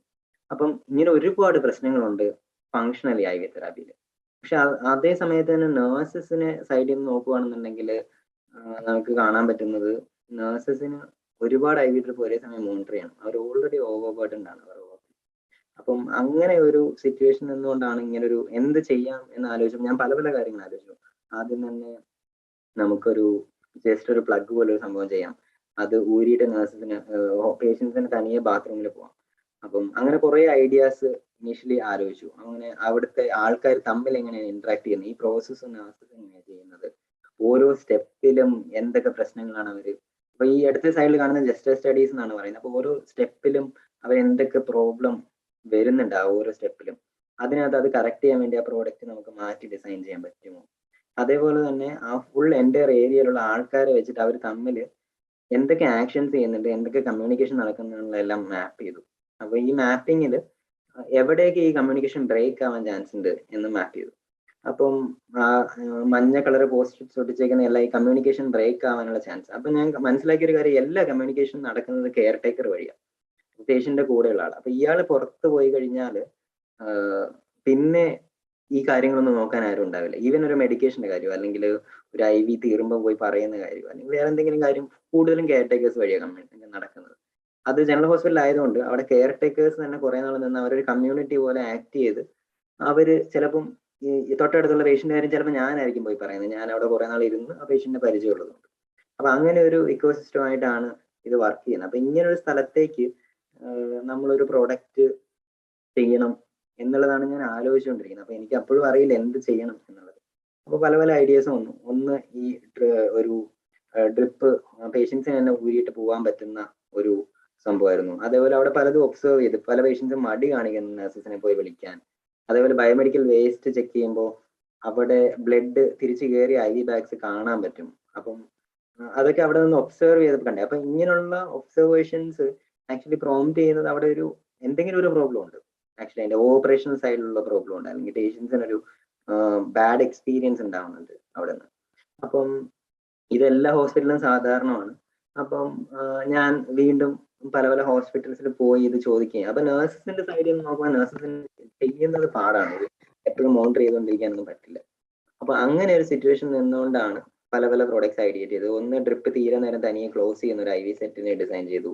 അതേപോലെ ഒരു പ്ലഗ് നമ്മൾ ഊരിക്കഴിഞ്ഞാൽ പേഷ്യൻസിന് തന്നെ ബാത്റൂമിൽ പോകാം. അപ്പം പേഷ്യൻസ് ഇടയ്ക്കിടയ്ക്ക് പോയി വിളിക്കുമ്പോൾ നഴ്സസിന് അതിന് തന്നെ ഒരുപാട് സമയം നഷ്ടപ്പെടുന്നുണ്ടായിരുന്നു. മൂന്നാമത്തെ ഐഡിയ ഒരു ഡ്രിപ്പ് റേറ്റ് കറക്റ്റ് ആയിട്ട് എഴുതി കാണിക്കുന്ന ഒരു മീറ്റർ ചെയ്യാന്നുള്ളതായിരുന്നു. അപ്പൊ ആ ഡ്രിപ്പ് മീറ്റർ എന്ന് പറയുന്ന ഐഡിയ ആണ് പിന്നീട് ഡെവലപ്പ് ആയി ഡ്രിപ്പോ ആയി മാറുന്നത്. അപ്പൊ ഡ്രിപ്പോയുടെ പ്രൈമറി ആയിട്ടുള്ള എയിം ഒരു അഫോർഡബിൾ ആയിട്ടുള്ള ഇൻഫ്യൂഷൻ മോണിറ്റർ ചെയ്യണം. അത് നഴ്സസിനെ IV ഡ്രോപ്പ് റേറ്റ് സെറ്റ് ചെയ്യാൻ ഹെൽപ്പ് ചെയ്യണം. യൂഷ്വലി നഴ്സസ് വാച്ച് നോക്കി കൗണ്ട് ചെയ്ത് സെറ്റ് ചെയ്യുന്നത്, അതിന് കുറെ സമയം എടുക്കും. അപ്പം അത് ഓട്ടോമാറ്റിക് ആയിട്ട് അവർക്ക് കണ്ട് സെറ്റ് ചെയ്യാൻ പറ്റണം. അതേപോലെ അതിനെ റിമോട്ട് ആയിട്ട് മോണിറ്റർ ചെയ്യാൻ പറ്റണം. അവർക്ക് എന്തെങ്കിലും പ്രശ്നം ഉണ്ടെങ്കിൽ അവർക്ക് ഇവിടെ വരാതെ തന്നെ അറിയാൻ പറ്റണം. അതേപോലെ ഇവർക്ക് ഇത് ഡോക്യുമെന്റ് ചെയ്യാനുണ്ട്, ഇതിന്റെ ഡേറ്റ എല്ലാം. അപ്പൊ ഈ ഡേറ്റ എല്ലാം ഓട്ടോമാറ്റിക് ആയിട്ട് ഡോക്യുമെന്റ് ചെയ്ത് അത്രയും വർക്ക് അവർക്ക് കുറയ്ക്കാൻ പറ്റും. അപ്പൊ അങ്ങനെ ഒരു ഐഡിയയുടെ പുറത്താണ് ഈ ഡ്രിപ്പ് മോണിറ്ററിംഗ് സിസ്റ്റം എന്ന് പറയുന്ന ഒരു കോൺസെപ്റ്റ് ഡെവലപ്പ് ആവുന്നത്. അപ്പം ഞാൻ ഈ ഹോസ്പിറ്റലിൽ കണ്ട വേറൊരു കാര്യം, ഈ ഹോസ്പിറ്റലിലെ മിക്കവാറും ഇന്ത്യയിലെ എല്ലാ ഹോസ്പിറ്റൽസിന്റെയും സിറ്റുവേഷൻ വളരെ ക്യാവോട്ടിക് ആയിരിക്കും. കാരണം അത്രമാത്രം പോപ്പുലേഷൻ ഉണ്ട് നമുക്ക്. അപ്പൊ മേക്ക് ഷിഫ്റ്റ് സിസ്റ്റംസ് ആയിരിക്കും കൂടുതലും. അതുകൊണ്ടാണ് ഒരു പോർട്ടബിൾ പ്രോഡക്റ്റ് വേണം എന്ന് തന്നെ വിചാരിച്ചത്. അതേപോലെ ഇത് കണ്ട പേഷ്യൻസ് പേടിക്കരുത്. സാധാരണ ഒരു മെഡിക്കൽ ഡിവൈസ് കണ്ടാൽ എന്തോ വലിയ പ്രൊസീജിയർ എൻ്റെ മുകളിൽ ചെയ്യുകയാണെന്നാണ് എല്ലാ പേഷ്യൻസും കരുതുന്നത്. അപ്പം അങ്ങനെ വളരെ സിമ്പിൾ ആയിട്ടുള്ള ഒരു പ്രോഡക്റ്റ് ചെയ്ത് നമുക്ക് ഈ പ്രോബ്ലം അഡ്രസ് ചെയ്യാൻ പറ്റുമോ എന്നുള്ളൊരു തോട്ടിന്റെ പുറത്താണ് ഇങ്ങനെ ഒരു ഡ്രിപ്പോ എന്ന് പറയുന്ന ഒരു ഇൻഫ്യൂഷൻ മോണിറ്ററിംഗ് പ്രോഡക്റ്റ് ഉണ്ടാക്കുന്നത്. ഈ ഡ്രിപ്പോ എന്ന് പറയുന്ന പേര് പ്രസന്റേഷന്റെ തലേ ദിവസം ചുമ്മാ ഇട്ടതാണ്. കാരണം അതൊന്നും ചെയ്യാനോ തീർക്കാനോ ഉള്ള സമയം ഉണ്ടായിരുന്നില്ല. ഈ പ്രോജക്റ്റിന് 4 മാസത്തോളം റിസർച്ച് ആയിരുന്നു. അതിനുശേഷം 2 മാസം കൊണ്ട് ഇതിന്റെ ഇലക്ട്രോണിക്സും പാക്കേജിംഗ് ഒക്കെ ചെയ്യണം. അപ്പം ഇനീഷ്യലി എനിക്ക് അറിയേണ്ടിയിരുന്നത് ഡ്രോപ്പ് ഡിറ്റക്ട് ചെയ്യുമോ എന്നുള്ളതായിരുന്നു. ബേസിക്കലി ഒരു ഡ്രോപ്പ് നമുക്ക് ഡിറ്റക്ട് ചെയ്യാൻ പറ്റും. അപ്പൊ അത് ചെയ്തു, ഡ്രോപ്പ് ഡിറ്റക്ട് ചെയ്യാൻ പറ്റുന്നുണ്ട്. പിന്നെ ഡ്രോപ്പ് ഡിറ്റക്ട് ചെയ്ത് കഴിഞ്ഞപ്പോൾ 2 ഡ്രോപ്പിന് ഇടയ്ക്കുള്ള സമയം എടുത്തിട്ട് എത്ര ഫ്ലോ റേറ്റ് ആണെന്ന് കണ്ടുപിടിക്കാനുള്ള ഒരു വേർഷൻ ചെയ്തു. ഇതൊരു ബോംബ് പോലെ ഒരു പ്രോട്ടോടൈപ്പ് ചെയ്തു. ഇതായിരുന്നു ആദ്യമായിട്ട് അവിടെ പ്രസന്റ് ചെയ്യുന്നത്. അപ്പം ഇത് പ്രസന്റ് ചെയ്തപ്പോൾ എനിക്ക് നല്ല ഫീഡ്ബാക്ക് കിട്ടി. NID ഡോക്ടേഴ്സ് ആയിരുന്നു റിവ്യൂവിന് വരുന്നത്. നമുക്ക് കൂടുതലും പ്രോജക്ട്സും പ്രസന്റേഷനും. അപ്പം പ്രോജക്ട്സ് ആൻഡ് ജൂറി എക്സാംസ് ഇല്ല. അപ്പം ഇത് പ്രസന്റ് ചെയ്തപ്പം നല്ല ഫീഡ്ബാക്ക് ഡോക്ടേഴ്സിന്റെ സൈഡിൽ കിട്ടി. അപ്പൊ ആ സമയത്ത് എനിക്ക് തോന്നി ഇതൊരു പ്രൊഡക്റ്റ് ആക്കാൻ പറ്റുന്ന ഒരു സൊല്യൂഷൻ ആണ്. അപ്പം ഞാൻ കുറേയും കൂടി ഐഡിയേറ്റ് ചെയ്തു. ഇതൊരു ഫൈനൽ പ്രൊജക്റ്റ് ആയിട്ട് സെലക്ട് ചെയ്തു. അപ്പം കുറേയും കൂടി ഐഡിയേറ്റ് ചെയ്തു, കുറെ വർക്ക് ചെയ്തു ഇതിനകത്ത്. അപ്പം ഫസ്റ്റ് ആ ഒരു പ്രോട്ടോ ഡ്രിപ്പോ V1 എന്ന് പറയുന്ന ഫസ്റ്റ് പ്രോട്ടോ ഒരു പുറത്തൊക്കെ ഒരു ആൾക്കാരൊക്കെ കാണിക്കാൻ പറ്റുന്ന ഒരു പ്രോട്ടോയിലേക്ക് അത് മാറ്റി. അപ്പൊ ഇതിനു വേണ്ടി അത്യാവശ്യം എഞ്ചിനീയറിംഗിൽ PCB ഡിസൈൻ ചെയ്യാനും കമ്പോണൻസിനെ പറ്റിയും ഒക്കെ ഞാൻ പഠിച്ചു. അപ്പം നേരെ തിരിച്ച് ഇത് ഒരു തിയറി ടെക്സ്റ്റിൽ തന്നിരുന്നെങ്കിൽ ഞാൻ ഇത് ഒരിക്കലും പഠിക്കില്ല. ഞാൻ അതിനുശേഷം മെക്കാനിക്കൽ ഡിസൈൻ പഠിച്ചു, മെക്കാനിക്കൽ എഞ്ചിനീയറിംഗ് പഠിച്ചു, കമ്പ്യൂട്ടർ സയൻസിൽ എംബെഡഡ് സിസ്റ്റം പ്രോഗ്രാമിംഗ് ചെയ്യാൻ പഠിച്ചു. അതേപോലെ തന്നെ ഈ പറയുന്ന PCB ഡിസൈൻ, സർക്യൂട്ട് ഡിസൈൻ അതെല്ലാം പഠിച്ചു. അപ്പൊ ഇതെല്ലാം പഠിക്കുന്നതിന്റെ സോൾ റീസൺ ഇങ്ങനെ ഒരു പ്രോഡക്റ്റ് ഉണ്ടാക്കണമെന്ന് വെച്ചിട്ടാ. അപ്പം അല്ലാതെ എനിക്കിതൊരു തിയറി ടെക്സ്റ്റ് ആയിട്ട് തന്നിരുന്നെങ്കിൽ ഞാൻ ഇത് ഒരിക്കലും പഠിക്കില്ലായിരുന്നു. അപ്പം അങ്ങനെ കുറെ നോളജ് ഇതിനകത്ത് നിന്നുണ്ടായില്ല ഇങ്ങനെ ഒരു പ്രൊഡക്റ്റ് ചെയ്തതിനകത്ത്. അപ്പൊ ഈ നോളജ് ഭയങ്കര വാല്യൂബിൾ ആയിരുന്നു. അപ്പം അതിനുശേഷമാണ് ഈ കോഴ്സ് കഴിയുന്നത്. കോഴ്സ് കഴിഞ്ഞപ്പോഴത്തേക്കും സ്വാഭാവികമായി എല്ലാവർക്കും ഉള്ള പേടി പോലെ എനിക്കിത് സ്വന്തമായിട്ട് ചെയ്യാനുള്ള ധൈര്യമൊന്നുമില്ല. ഇങ്ങനെ ഒരു പ്രൊഡക്റ്റ് കൊണ്ടുപോയി മാർക്കറ്റ് ചെയ്യാനോ അല്ലെങ്കിൽ ഇതൊരു കമ്പനി ആക്കാനുള്ള ധൈര്യമില്ല. അതിനെപ്പറ്റി ഒരു അറിവുമില്ല. ഞാൻ വളരെ ഇൻട്രോവേർട്ട് ആയിട്ടുള്ള ഒരു ആളായിരുന്നു. അപ്പം ഞാൻ സ്വാഭാവികമായിട്ട് എല്ലാവരും ചെയ്യുന്ന പോലെ ഞാൻ ജോലിക്ക് കയറി. മൈക്രോസോഫ്റ്റിലാണ് ജോലി ഇന്റേൺഷിപ്പ് കിട്ടുന്നത് ആദ്യമായിട്ട്. അപ്പൊ അതെനിക്ക് വളരെ ഭയങ്കര എന്താ ഞാൻ ഒരുപാട് ആഗ്രഹിച്ചിരുന്ന ഒരു ജോലിയാണ്. ഇതേപോലൊരു കമ്പനിയിൽ ജോലി ചെയ്യണമെന്ന്. അപ്പൊ അവിടെ പ്ലേസ്മെന്റ് കിട്ടി. അപ്പം അങ്ങനെ ജോലിക്ക് കയറി. അപ്പം ഞാൻ വീണ്ടും അവിടെ ജോലി ചെയ്തു തുടങ്ങി. 6 മാസത്തോളം ഞാൻ അവിടെ വർക്ക് ചെയ്തു. വർക്ക് ചെയ്തപ്പോൾ എനിക്ക് ഫീൽ ചെയ്തത് വിസിയോയിലാണ് വർക്ക് ചെയ്തത്. മൈക്രോസോഫ്റ്റിന് വിസിയോ എന്ന് പറഞ്ഞൊരു സോഫ്റ്റ്വെയർ ഉണ്ട്. അപ്പം ഓഫീസ് സ്യൂട്ടില്. അപ്പം എനിക്ക് തോന്നിയ ഒരു കാര്യം, ഓൾറെഡി ഉള്ളൊരു സംഭവമാണ്, ഒരു സോഫ്റ്റ്വെയർ ആണ്. അപ്പൊ അതിനകത്ത് ഇനി കൂടുതലായിട്ടൊന്നും വർക്ക് ചെയ്യാനൊന്നും ഇല്ല. അത് ഓൾറെഡി ഉള്ളതാണ്. അപ്പം അതിനകത്ത് ഇനി കൂടുതലായിട്ട് വർക്ക് ചെയ്യാനോ കൂടുതലായിട്ടൊന്നും ചെയ്യാനൊന്നും ഇല്ല. അപ്പം ഗൈഡിനോടും ഒക്കെ സംസാരിച്ചു. അപ്പം അവര് പറഞ്ഞു, നിനക്ക് ഇങ്ങനെ ഒരു പ്രോഡക്റ്റ് ചെയ്യണമെന്നുണ്ടെങ്കിൽ അത് ഇപ്പോഴാണ് ബെസ്റ്റ് ടൈം. ബിക്കോസ് നിനക്കിത് ചെയ്തു തുടങ്ങാൻ പറ്റിയ സമയത്താണ്. പിന്നീട് ഒരിക്കലും ഇത് ചെയ്യാൻ പറ്റില്ല. ഇങ്ങനെ ഒരു പ്രോഡക്റ്റ് നമ്മൾ മാർക്കറ്റിൽ കൊണ്ടുവരാനോ ശ്രമിച്ചാൽ. അപ്പം ഇപ്പൊ സപ്പോസ് ഞാൻ ആ സമയം ഒരു 22 വയസ്സ് പ്രായം. അപ്പൊ ആ ഒരു സമയത്ത് ഞാൻ ഓൾറെഡി താമസിച്ചിരുന്നു എന്നാണ് എനിക്ക് തോന്നുന്നത്. ആ ഒരു സമയത്ത് ഇപ്പൊ നിങ്ങളുടെ സിറ്റുവേഷനിൽ ആക്ച്വലി നിങ്ങൾ കുറെ നേരത്തെയാണ്. ആക്ച്വലി നിങ്ങൾക്ക് എക്സ്പ്ലോർ ചെയ്യാനും പഠിക്കാനും പറ്റിയ സമയം. അപ്പം ഒരു ജോലി വിട്ടിട്ട് ഇതിലേക്ക് വരുന്നതിൽ എനിക്ക് ഏറ്റവും കൂടുതൽ പേടി ഉണ്ടായിരുന്ന 3 കാര്യം. ഒന്ന്, എന്റെ ഭാവിയെ പറ്റിയുള്ള പേടി, എനിക്ക് ഇനി ഒരു ജോലി കിട്ടുമോ. രണ്ടാമത്തെ കാര്യം പിയർ പ്രഷർ. എന്റെ കൂട്ടുകാരെല്ലാരും തന്നെ നല്ല ജോലിയിലാണ് ഇരിക്കുന്നത്. അവർക്ക് എല്ലാവർക്കും നല്ല സാലറി ഉണ്ട്. ഞാൻ ഈ സാലറി എല്ലാം വിട്ടിട്ട് ഇത് തുടങ്ങുവാണെന്നുണ്ടെങ്കിൽ എന്റെ ഭാവി എന്താണെന്നുള്ളത് നല്ല പേടിയുണ്ട്. അത് പിയർ പ്രഷർ കാരണം വരുന്നുണ്ട്. പിന്നെ മൂന്നാമത്തെ കാര്യം, എനിക്ക് എവിടുന്ന് സപ്പോർട്ട് ഇട്ട് ഇതൊക്കെ ചെയ്യാൻ വേണ്ടി. എനിക്ക് ആരെയും പരിചയമില്ല. അപ്പോ ഇങ്ങനെ 3 പ്രശ്നങ്ങൾ എനിക്കുണ്ടായിരുന്നു. അപ്പം ഇതിനകത്ത് ഒന്നാമത്തെ കാര്യം പേടി നമുക്ക് മാറുന്നത് ഇത് ചെയ്തു തുടങ്ങുമ്പോൾ പേടി മാറും. കാരണം നമ്മളിപ്പോ ഒരു ക്ലിഫിന്റെ സൈഡിൽ നിന്ന് എടുത്ത് ചാടി കഴിഞ്ഞാൽ പിന്നെ നമുക്ക് വേറെ വഴിയൊന്നുമില്ല. പാരഷൂട്ട് ഉണ്ടാക്കി രക്ഷപ്പെടുക എന്നുള്ളതേ ഉള്ളൂ. അപ്പൊ പേടി ഇത് തുടങ്ങിയപ്പോ മാറി. പിന്നെ പിയർ പ്രഷർ ഇപ്പോഴും എനിക്ക് ഉള്ളൊരു പ്രശ്നമാണ്. കാരണം എന്റെ പിയേഴ്സ് എല്ലാവരും തന്നെ ഇപ്പോഴും വർക്ക് ചെയ്യുന്നുണ്ട്. അവർക്ക് ഒരുപാട് സാലറിയിലാണ്. അപ്പം അതിപ്പോഴും എനിക്ക് ഫീൽ ചെയ്യാറുണ്ട്. ഇപ്പോഴും ഈ സ്റ്റാർട്ടപ്പ് റൺ ചെയ്യും. പക്ഷെ ഇതിനകത്ത് നിന്ന് എനിക്ക് കിട്ടുന്ന ചില സാറ്റിസ്ഫാക്ഷൻ, ഞാനിപ്പോ ഒരു 12 മെമ്പർ ടീം റൺ ചെയ്യുന്നുണ്ട്. അപ്പം ആ ഓഫീസിൽ പോയിരിക്കുന്ന എനിക്ക് കിട്ടുന്ന സാറ്റിസ്ഫാക്ഷൻ ഒരിക്കലും എന്റെ ഫ്രണ്ട്സിന് കിട്ടുന്നുണ്ടാവില്ല എന്ന് എനിക്ക് നല്ലോണം അറിയാം. അപ്പം എന്റെ തന്നെ വേറൊരു ഫ്രണ്ട് ബാംഗ്ലൂർ സ്റ്റാർട്ടപ്പ് ചെയ്യുന്നുണ്ടായിരുന്നു ഞാൻ ഈ ജോലി ചെയ്തുകൊണ്ടിരുന്ന സമയത്ത്. അപ്പൊ ആൾക്ക് എല്ലാ സ്ഥലത്തും പ്ലേസ്മെന്റ് കിട്ടി, എന്റെ കൂട്ടി തന്നെ. അപ്പൊ ആളോട് ഞാൻ സംസാരിച്ചപ്പോൾ ആൾ എന്നോട് പറഞ്ഞൊരു കാര്യം, ഈ ഒരു പ്രോഡക്റ്റ് ഞാനൊരു കസ്റ്റമറിന് സെല് ചെയ്യുമ്പോൾ എനിക്ക് കിട്ടുന്ന സാറ്റിസ്ഫാക്ഷൻ, എനിക്കിപ്പോ പൈസ ഒന്നും ഉണ്ടാവില്ല. ചിലപ്പോൾ സിനിമ കാണാൻ എനിക്ക് ചിലപ്പോൾ ആ സമയത്ത് പൈസ ഉണ്ടായിരുന്നു വരില്ല. പക്ഷെ എനിക്കൊരു പ്രോഡക്റ്റ് സെല് ചെയ്തിട്ട് കിട്ടുന്ന സാറ്റിസ്ഫാക്ഷൻ അത് ഭയങ്കര വലുതാണ്. അപ്പം പൈസ ഇല്ല എന്നല്ല, അവന് ആവശ്യത്തിനുള്ള പൈസ എല്ലാം കിട്ടുന്നുണ്ട്. പക്ഷെ എന്നാലും ആ സാറ്റിസ്ഫാക്ഷന് വേണ്ടിയാണ് ആളത് ചെയ്തുകൊണ്ടിരിക്കുന്നത്. അപ്പൊ എനിക്കും അത് ഭയങ്കര ഐ ഓപ്പണിംഗ് ആണ്. അങ്ങനെ ഞാൻ ജോലിയെല്ലാം നിർത്തി നാട്ടില് വന്നിത് തുടങ്ങാം എന്ന് നിശ്ചയിച്ച് ഏകദേശം തീരുമാനമായി. അപ്പം പിന്നെ സപ്പോർട്ട് എവിടെ നിന്ന് കിട്ടും? അപ്പോഴാണ് ഞാൻ ശ്രീചിത്ര ഇൻസ്റ്റിറ്റ്യൂട്ട് ഓഫ് മെഡിക്കൽ സയൻസസിനെ പറ്റി കേൾക്കുന്നത്. അവര് മെഡിക്കൽ ഡിവൈസസ് ചെയ്യാൻ സപ്പോർട്ട് ചെയ്യും. അതേപോലെ തന്നെ എനിക്കൊരു സെക്കൻഡ് വാലിഡേഷൻ ആവശ്യമുണ്ടായിരുന്നു. ഇപ്പം ഇങ്ങനെ ഒരു പ്രൊഡക്റ്റ് ഹോസ്പിറ്റൽസ് വാങ്ങുമോ എന്നുള്ളത്. അതെനിക്ക് ആദ്യമായിട്ട് കിട്ടുന്ന ശ്രീചിത്രയിൽ നിന്നാണ്. ആക്ച്വലി ശ്രീചിത്രയിലെ ഡോക്ടേഴ്സ് പറഞ്ഞു ഇങ്ങനെ ഒരു പ്രൊഡക്റ്റ് വാങ്ങും. ഫസ്റ്റ് ജൂറിയിൽ ഡോക്ടേഴ്സ് വന്ന് പറഞ്ഞിരുന്നെങ്കിലും എനിക്ക് അത്രയും ധൈര്യമില്ലായിരുന്നു. ശ്രീചിത്ര എന്ന് പറഞ്ഞപ്പോൾ എനിക്ക് അത് കുറച്ചും കൂടെ ധൈര്യമായി. അപ്പം സപ്പോർട്ടും കിട്ടും. കാരണം അതൊരു ഹോസ്പിറ്റലാണ്. എഗെയിൻ നിങ്ങൾ വീണ്ടും പേഷ്യന്റ് സൈഡിലാണ് വർക്ക് ചെയ്യാൻ പോകുന്നത്. അപ്പം അങ്ങനെ ബാംഗ്ലൂർ ആ സമയത്ത് വീണ്ടും ജോലിക്ക് കയറിയിരുന്നു. ആ ജോലി നിർത്തി നാട്ടിൽ വന്ന് ഒരു ടീം വേണം ആ സമയത്ത് ഇത് സ്റ്റാർട്ട് ചെയ്യാൻ വേണ്ടിയിട്ട്. അപ്പം ടീം എന്ന് പറഞ്ഞാൽ ഐഡിയലി നമുക്ക് കൂടെ നിൽക്കുന്ന കുറച്ച് ആൾക്കാർ എന്നാണ് ഞാൻ കരുതിയത്. അതാണ് ഏറ്റവും നല്ലതെന്നാണ് എനിക്ക് തോന്നുന്നത്. ബിക്കോസ് ഇപ്പം കോംപ്ലിമെന്റ് ചെയ്യുന്ന ആൾക്കാർ വേണം. ഇപ്പൊ സപ്പോസ് സഞ്ജയ് ലെഫ്റ്റ് സൈഡിൽ നിൽക്കുന്ന സഞ്ജയ് കോഫൗണ്ടർ ആണ്. ആള് CET മാസ്റ്റേഴ്സ് കഴിഞ്ഞു. എഞ്ചിനീയറിംഗിൽ നല്ല എക്സ്പെർട്ടീസ് ഉള്ള ആളാണ്. അപ്പം എനിക്ക് ഡിസൈനിൽ എക്സ്പെർട്ടീസ്, അതേപോലെ ശ്രുതി കമ്മ്യൂണിക്കേഷനിൽ എക്സ്പെർട്ടീസ് ഉള്ള ആളാണ്. അപ്പൊ ഈ 3 പേരും ഞങ്ങൾ 3 പേരും കൂടെ ചേർന്ന് തുടങ്ങണം. ഞങ്ങൾ 3 പേരും ജോലി നിർത്തി ശ്രീചിത്രയിൽ ഒരു ദിവസം ഒരു മെയ് 9 2016 ചെന്ന് ഈ കമ്പനി അങ്ങ് സ്റ്റാർട്ട് ചെയ്യുക ചെയ്തത്. അപ്പം അതിനുശേഷം ഞങ്ങൾ ഒരു 6 മാസത്തിനകം ഞങ്ങളുടെ കയ്യിലുണ്ടായിരുന്ന കാശ്, എൻ്റെ കയ്യിൽ കുറച്ച് സേവിങ്സ് ഉണ്ടായിരുന്നു. ഈ നമ്മുടെ ഇതൊക്കെ ചെയ്തിട്ടുള്ളത് ജോലി ചെയ്തുമൊക്കെ ഉള്ളത്. 6 മാസത്തിനകം ഞങ്ങളുടെ കയ്യിലുള്ള കാശെല്ലാം തീർന്നു. നമുക്ക് ഈ പ്രൊഡക്റ്റിന് എന്ത് ചെയ്യണമെന്ന് അറിയില്ല. ഓണമായി. ഞങ്ങൾ എല്ലാവരും വീട്ടിൽ പോകാൻ തീരുമാനിച്ചു. കാരണം ഇനി വേറെ വഴിയൊന്നുമില്ല, കാശില്ലാത്തൊന്നും ചെയ്യാൻ പറ്റില്ല.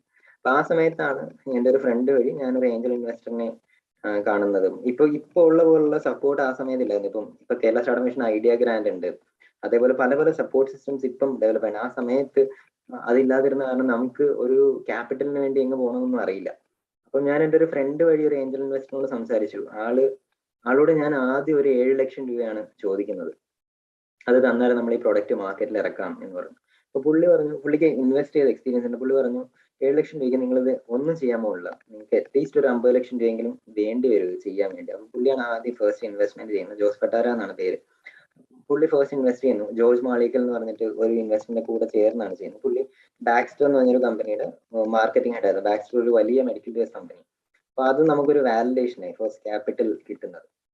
ഫസ്റ്റ് ക്യാപിറ്റൽ കിട്ടിക്കഴിഞ്ഞപ്പോഴത്തേക്കും നമുക്കൊരു പേറ്റന്റ് ഗ്രാൻഡ് ചെയ്തു, അതേപോലെ PCT അപ്ലൈ ചെയ്തു, പേറ്റന്റിന്റെ റീഇംബേഴ്സ്മെന്റ് കേരള സ്റ്റാർട്ടപ്പ് മിഷനിൽ കിട്ടി.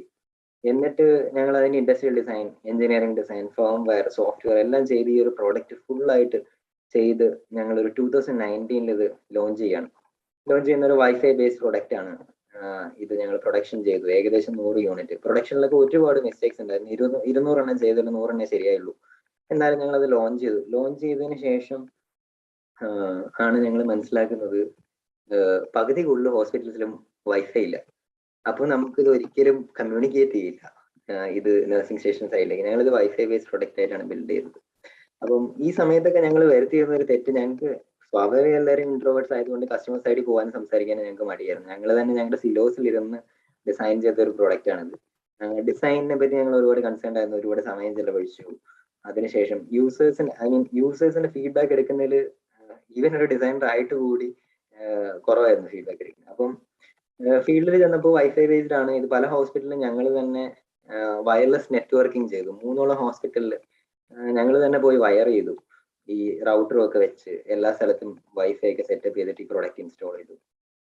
പക്ഷേ അത് ചെയ്ത് കഴിഞ്ഞപ്പോൾ ഞങ്ങൾ മനസ്സിലായി ഞങ്ങൾക്ക് ഇതുകൊണ്ട് ഒരിക്കലും സ്കെയിൽ ചെയ്യാൻ പറ്റില്ല. ബിക്കോസ് ഞങ്ങൾ തന്നെ പോയി വയർ ചെയ്തുകൊണ്ടിരുന്നാലും വയറിങ്ങിന്റെ കോസ്റ്റ് തന്നെ ഈ ഒരു പ്രൊഡക്റ്റിന്റെ കോസ്റ്റിൽ ഒരുപാട് കൂടുതലാണ്.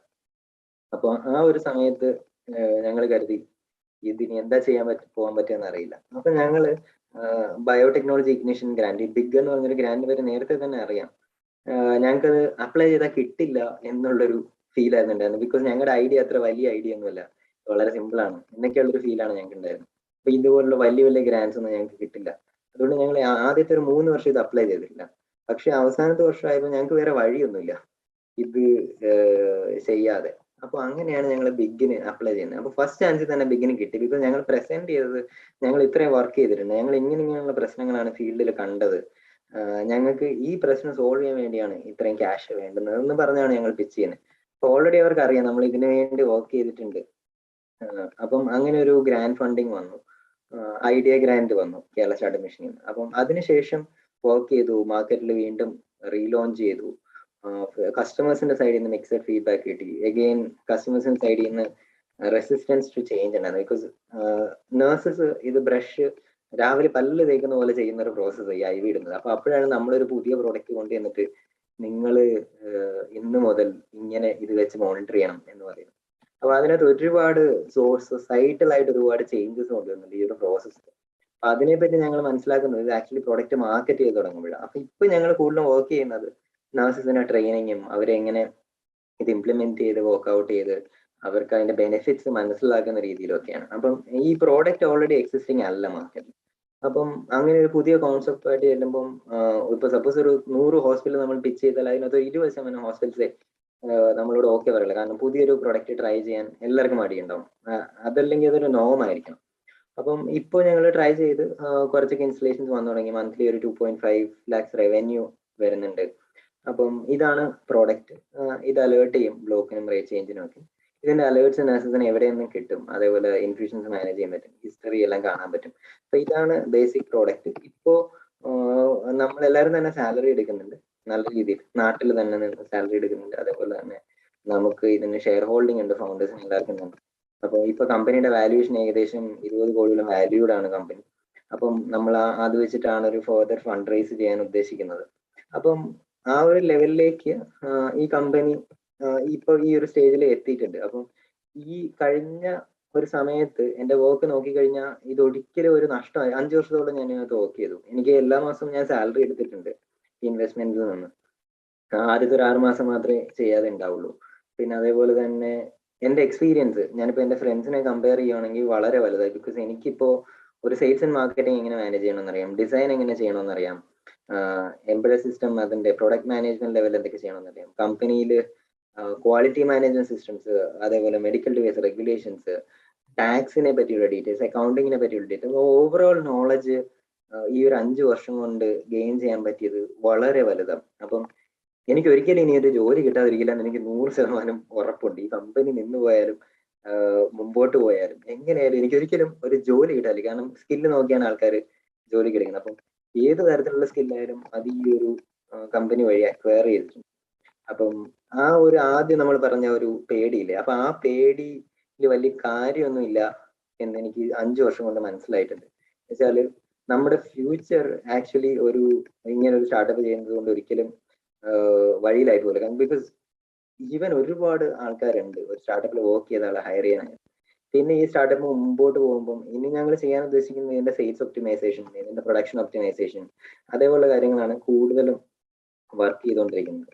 സ്റ്റിൽ ഇപ്പോഴും ഇതൊരു പ്രൊഡക്റ്റ് ആയിട്ടില്ല. നമ്മൾ ഏകദേശം ഒരു 100 യൂണിറ്റ്സ് ഇൻസ്റ്റാൾ ചെയ്തിട്ടുണ്ട്. ഇതൊരു വലിയൊരു ബ്രാൻഡായിട്ട് ബിൽഡ് ചെയ്യണം എന്നാണ് ഞങ്ങളുടെ ആഗ്രഹം. ഇപ്പോഴും ഇതിനകത്ത് ടെൻഷനും ഒക്കെ ഉണ്ട് ഈ സ്റ്റാർട്ടപ്പ് റൺ ചെയ്യുന്നത്. പക്ഷെ അതിനേക്കാളൊക്കെ ഉപരി ഭയങ്കരമായിട്ടും റിവാർഡിങ് ആയിട്ടുള്ള ഒരു പ്രോസസ്സാണ് ഇത് ചെയ്യുന്നത്. കാരണം ഇത്രമാത്രം ടെൻഷനൊക്കെ ഉണ്ടെങ്കിലും നമുക്ക് എല്ലാവരെക്കാളും ടെൻഷനാണ്. എൻ്റെ എല്ലാ ഫ്രണ്ട്സിനെക്കാളും ടെൻഷൻ എനിക്ക് കൂടുതലുണ്ടാകും, സമയം കുറവായിരിക്കും. പക്ഷെ ഇതിൽ നിന്ന് കിട്ടുന്ന ആ ഒരു റിവാർഡ് അത് വളരെ വലുതാണ്. അത് ഈവൻ ഒരു ടീം ബിൽഡ് ചെയ്യുമ്പോൾ പോലും അതിൽ നിന്ന് കിട്ടുന്ന റിവാർഡ് വളരെ വലുതാണ്. അപ്പം ആ ഒരു റിവാർഡാണ് ആക്ച്വലി എന്നെ ഈ ഒരു സ്റ്റാർട്ടപ്പ് വീണ്ടും വീണ്ടും ഫുൾ ഓഫ് ചെയ്യാൻ ഡ്രൈവ് ചെയ്യുന്നതും. പിന്നെ അതേപോലെ തന്നെ ഇതൊരു ഹോസ്പിറ്റൽ ഉപയോഗിക്കുന്ന കാണുമ്പോൾ ഫസ്റ്റ് പ്രൊഡക്റ്റ് ആണ്. അപ്പം ഇങ്ങനെ ഒരു പ്രൊഡക്റ്റ് ഫീൽഡിൽ കാണുന്നതിന് കിട്ടുന്ന ഒരു സന്തോഷവും അതൊക്കെയാണ് ആക്ച്വലി എന്നെ ഈ ഒരു സ്റ്റാർട്ടപ്പ് ചെയ്യാൻ ഡ്രൈവ് ചെയ്യുന്നത്. പിന്നെ ഇത് കാരണം എന്തെങ്കിലുമൊക്കെ ചേഞ്ച് നമ്മൾ സൊസൈറ്റിയിൽ കൊണ്ടുവരുന്നുണ്ട്. ആ ഒരു ചേഞ്ച് നല്ലതായിരിക്കും എന്ന് ഞാൻ വിശ്വസിക്കുന്നു. ഈ ഇൻഡസ്ട്രി ബേസിക്കലി എനിക്കിപ്പോൾ അത്ര ഇഷ്ടമല്ല, because the industry is corrupted. അപ്പം ആ ഇൻഡസ്ട്രിയെ പറ്റി ഞാൻ കൂടുതൽ മനസ്സിലാക്കി വരുന്നതേ ഉള്ളൂ. പക്ഷെ അഗെയിൻ നമ്മളൊരു ചേഞ്ച് കൊണ്ടുവരുന്നുണ്ട്, ചെറുതായിട്ടായാലും. അപ്പം ആ ഒരു കാര്യത്തിൽ സാറ്റിസ്ഫൈഡ് ആണ്. അപ്പൊ അങ്ങനെ ഒരു ചേഞ്ച് കൊണ്ടുവരാൻ എനിക്ക് ആകെപ്പാടെ റിഗ്രറ്റ് തോന്നിയിട്ടുള്ള കാര്യം ഇത് ഞാൻ നേരത്തെ ചെയ്തില്ല എന്നുള്ളതാണ്. എഞ്ചിനീയറിംഗ് കഴിഞ്ഞ ഉടനെ ചെയ്തില്ല, അല്ലെങ്കിൽ ഒരു ജോലിക്ക് പോകുന്നതിന് മുമ്പേ ചെയ്തിട്ടില്ല എന്നുള്ളതാണ്. അപ്പം ആ ഒരു കാര്യത്തിൽ മാത്രമാണ് എനിക്ക് റിഗ്രറ്റ് തോന്നിയിട്ടുള്ളത്. അപ്പൊ നിങ്ങളെയൊക്കെ സംബന്ധിച്ചിടത്തോളം ആക്ച്വലി കോളേജിൽ നിന്ന് ചെയ്യാൻ പറ്റുന്നതിന്റെ മേജർ അഡ്വാൻറ്റേജ് നിങ്ങൾക്ക് ആരോടും നിങ്ങൾക്ക് ആക്ച്വലി ഒരു സപ്പോർട്ടിന് വേണ്ടി സ്വന്തമായിട്ട് പൈസ ജനറേറ്റ് ചെയ്യേണ്ട ആവശ്യം ഉണ്ടായില്ല ഈ സമയത്ത്. പക്ഷെ നമ്മളിപ്പോൾ ഒരു ജോലിക്കൊക്കെ കയറിയതിന് ശേഷം പിന്നീട് ഇത് ചെയ്യണമെന്നുണ്ടെങ്കിൽ നമുക്ക് സ്വന്തമായിട്ട് തന്നെ നിൽക്കണം. വീട്ടിലൊന്നും നമുക്ക് പൈസ ചെയ്യാൻ പറ്റില്ല നിൽക്കാൻ വേണ്ടി. അപ്പം അതൊക്കെ അപേക്ഷിച്ച് ആക്ച്വലി എക്സ്പ്ലോർ ചെയ്യാൻ പറ്റിയ സമയമാണ് എഞ്ചിനീയറിംഗ് പഠിക്കുമ്പോൾ. അപ്പോൾ ഈ സമയത്ത് ഒരു സ്റ്റാർട്ടപ്പോ അങ്ങനെ എന്തെങ്കിലും ഐഡിയ ഉണ്ട്, അത് യൂസേഴ്സ് ആയിട്ട് പോയി റിസർച്ച് ചെയ്ത് തുടങ്ങിയത് വളരെ നല്ലൊരു ഓപ്പർച്യൂണിറ്റി ആയിരിക്കും ചിലപ്പോൾ നിങ്ങൾക്ക് കിട്ടാൻ പോകുന്നത്. പിന്നെ ഒബ്വിയസ്ലി പണക്കാരനാവാനുള്ള ഒരു ഇതിനകത്തുണ്ട്. ഇപ്പം ആക്ച്വലി ഈ കമ്പനി ഇപ്പൊ സെയിൽസ് നടക്കുവാണെങ്കിൽ സപ്പോസ് ഇതൊരു 3 കോടി രൂപയ്ക്ക് സെല്ലായാൽ എന്റെ കയ്യിൽ ഏകദേശം ഒരു 1.5 crore റെഡി ആയിട്ട് ലിക്വിഡ് മണി വരാനുള്ള ചാൻസ് ഉണ്ട്. അപ്പം ഇതെല്ലാം പേപ്പേഴ്സിലുള്ള മണിയാണ്. പക്ഷെ ഇത് അക്വിസിഷൻ ചാൻസ് ഉള്ള ഒരു കമ്പനി ആയിട്ട് ബിൽഡ് ചെയ്യാൻ പറ്റുമെന്നാണ് വിശ്വസിക്കുന്നത്. ഇത് നമ്മളൊരു സിനിമ എടുക്കും പോലെ, സാധാരണ സിനിമ എടുക്കുന്ന ഡയറക്ടേഴ്സ് അവർക്ക് ഒരുപാട് പാഷൻ ഉണ്ടാവും ഒരു സിനിമ ചെയ്യണം. അപ്പൊ ഒരു സിനിമ ചെയ്ത് അത് വിജയിച്ചു കഴിഞ്ഞാൽ ആക്ച്വലി ആ ഡയറക്ടറിന് ഒരുപാട് ക്യാഷ് കിട്ടും. നിങ്ങളെല്ലാം കണ്ടറിയാം, ഒരുപാട് ഡയറക്ടേഴ്സ് പ്രൊഡ്യൂസേഴ്സ് ആവുന്നുണ്ട്, ഒരുപാട് ആക്ടേഴ്സ് പ്രൊഡ്യൂസേഴ്സ് ആവുന്നുണ്ട്. അപ്പൊ അവരെല്ലാവരും തന്നെ പാഷന്റെ പുറകെ പോയിട്ട് അവർ ഒരുപാട് പൈസ ഇതിനകത്ത് നിന്ന് കിട്ടുന്നുണ്ട്. അപ്പം അങ്ങനെ ഒരു ഓപ്പർച്യൂണിറ്റി ഇതിനകത്ത് ഉണ്ട്.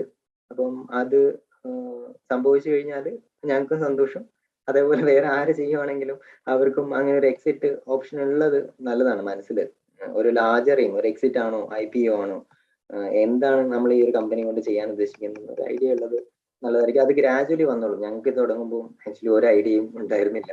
ഞങ്ങൾക്ക് ഈ പ്രോഡക്റ്റ് ചെയ്യണം എന്നല്ലാതെ ഇതെങ്ങനെ ഒരു കമ്പനി ആക്കണമെന്നോ അങ്ങനെയൊന്നും ഒരു ഐഡിയ ഉണ്ടാവില്ല. പക്ഷെ ഗ്രാജുവലി നമ്മളത് ചെയ്യുമ്പോൾ ഓൺ ദ വേ മനസ്സിലാക്കുകയും ചെയ്യും. അപ്പം ഇത്രയാണ് എനിക്ക് എന്റെ സ്റ്റോറി പറയാനുള്ളത്. എന്തെങ്കിലും ക്വസ്റ്റ്യനോ അല്ലെങ്കിൽ നിങ്ങൾക്ക് എന്തെങ്കിലും ചോദിക്കാനുണ്ടെങ്കിൽ ചോദിക്കാം, അതിന് ഞാൻ ആൻസർ തരാം.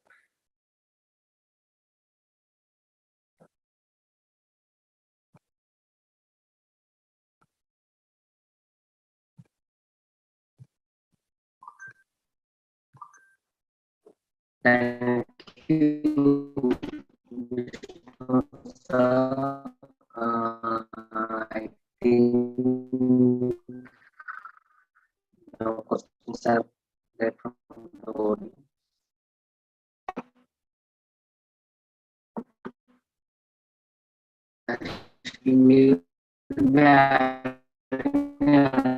The speaker on queue. Shall we move?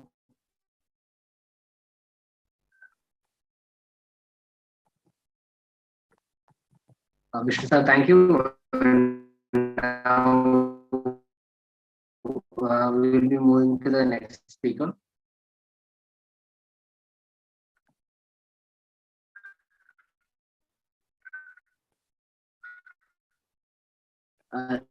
Diya from she'll be giving you a session regarding their platform. Diya, are you there? Hello, audible ആണോ? Diya, Hello. Hello. am I audible? Yes, audible Nitasha ആണ്. ma'am. Audible ആണ്, but Akhil break ആയി പോകുന്നുണ്ട് voice. Okay.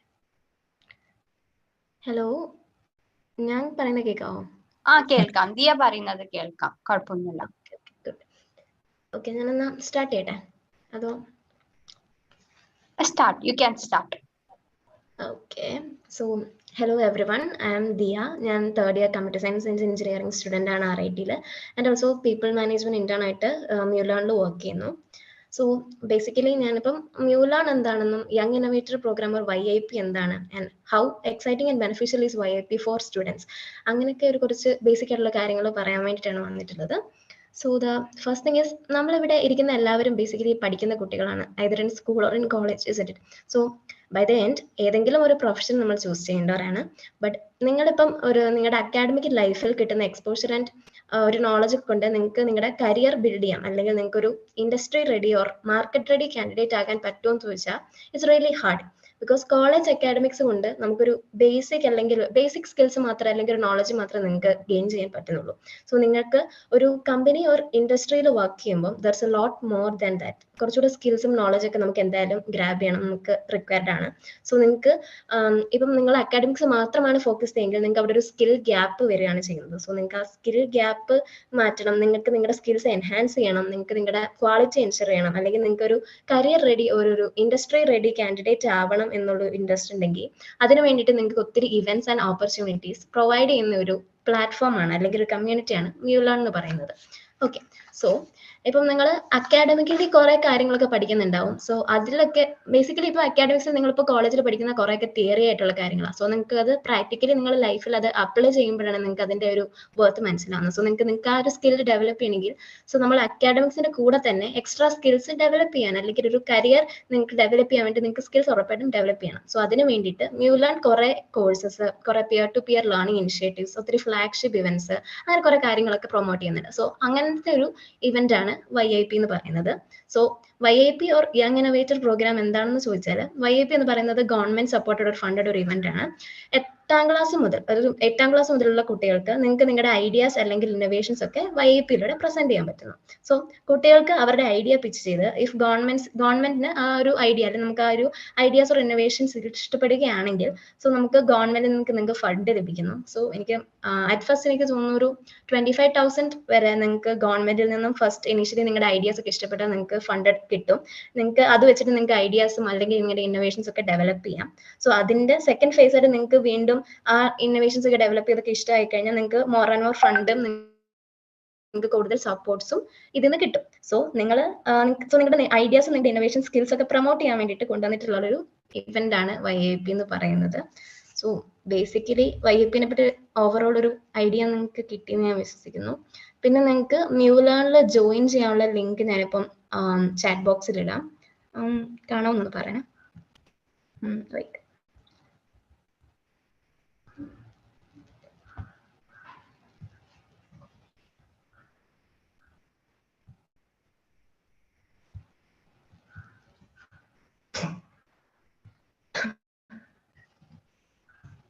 ഇതാണ് നിങ്ങൾക്ക് മ്യൂലാനിൽ join ചെയ്യാനുള്ള link. ഇതിൽ ലിങ്കിൽ കയറിയിട്ട് നിങ്ങൾക്ക് രജിസ്റ്റർ ചെയ്യാം. ഇനി ഞാൻ നമ്മുടെ മ്യൂലാനിൻ്റെ YIPയുടെ മ്യൂലാനിനെ പറ്റിയുള്ള ബേസിക് ഐഡിയ ആണിത്. സോ YIPയിൽ ജോയിൻ ചെയ്ത് കഴിഞ്ഞാൽ നിങ്ങൾക്ക് നിങ്ങളുടെ കാര്യങ്ങളെല്ലാം കമ്മ്യൂണിക്കേറ്റ് ചെയ്യുന്നത് ഡിസ്കോഡ് ചാനൽസ് വഴിയാണ്. സോ ഞാൻ ഡിസ്കോഡിൽ എന്താണ് നടക്കുന്നത് ജസ്റ്റ് ഒന്ന് ഷെയർ ചെയ്യാൻ ഞാൻ കാണിച്ചു. ആക്ച്വലി എൻ്റെ ഷെയറിംഗ് ഓപ്ഷൻ ഡിസേബിൾഡ് ആണെന്നാണ് പറയുന്നത്. Agil, okay.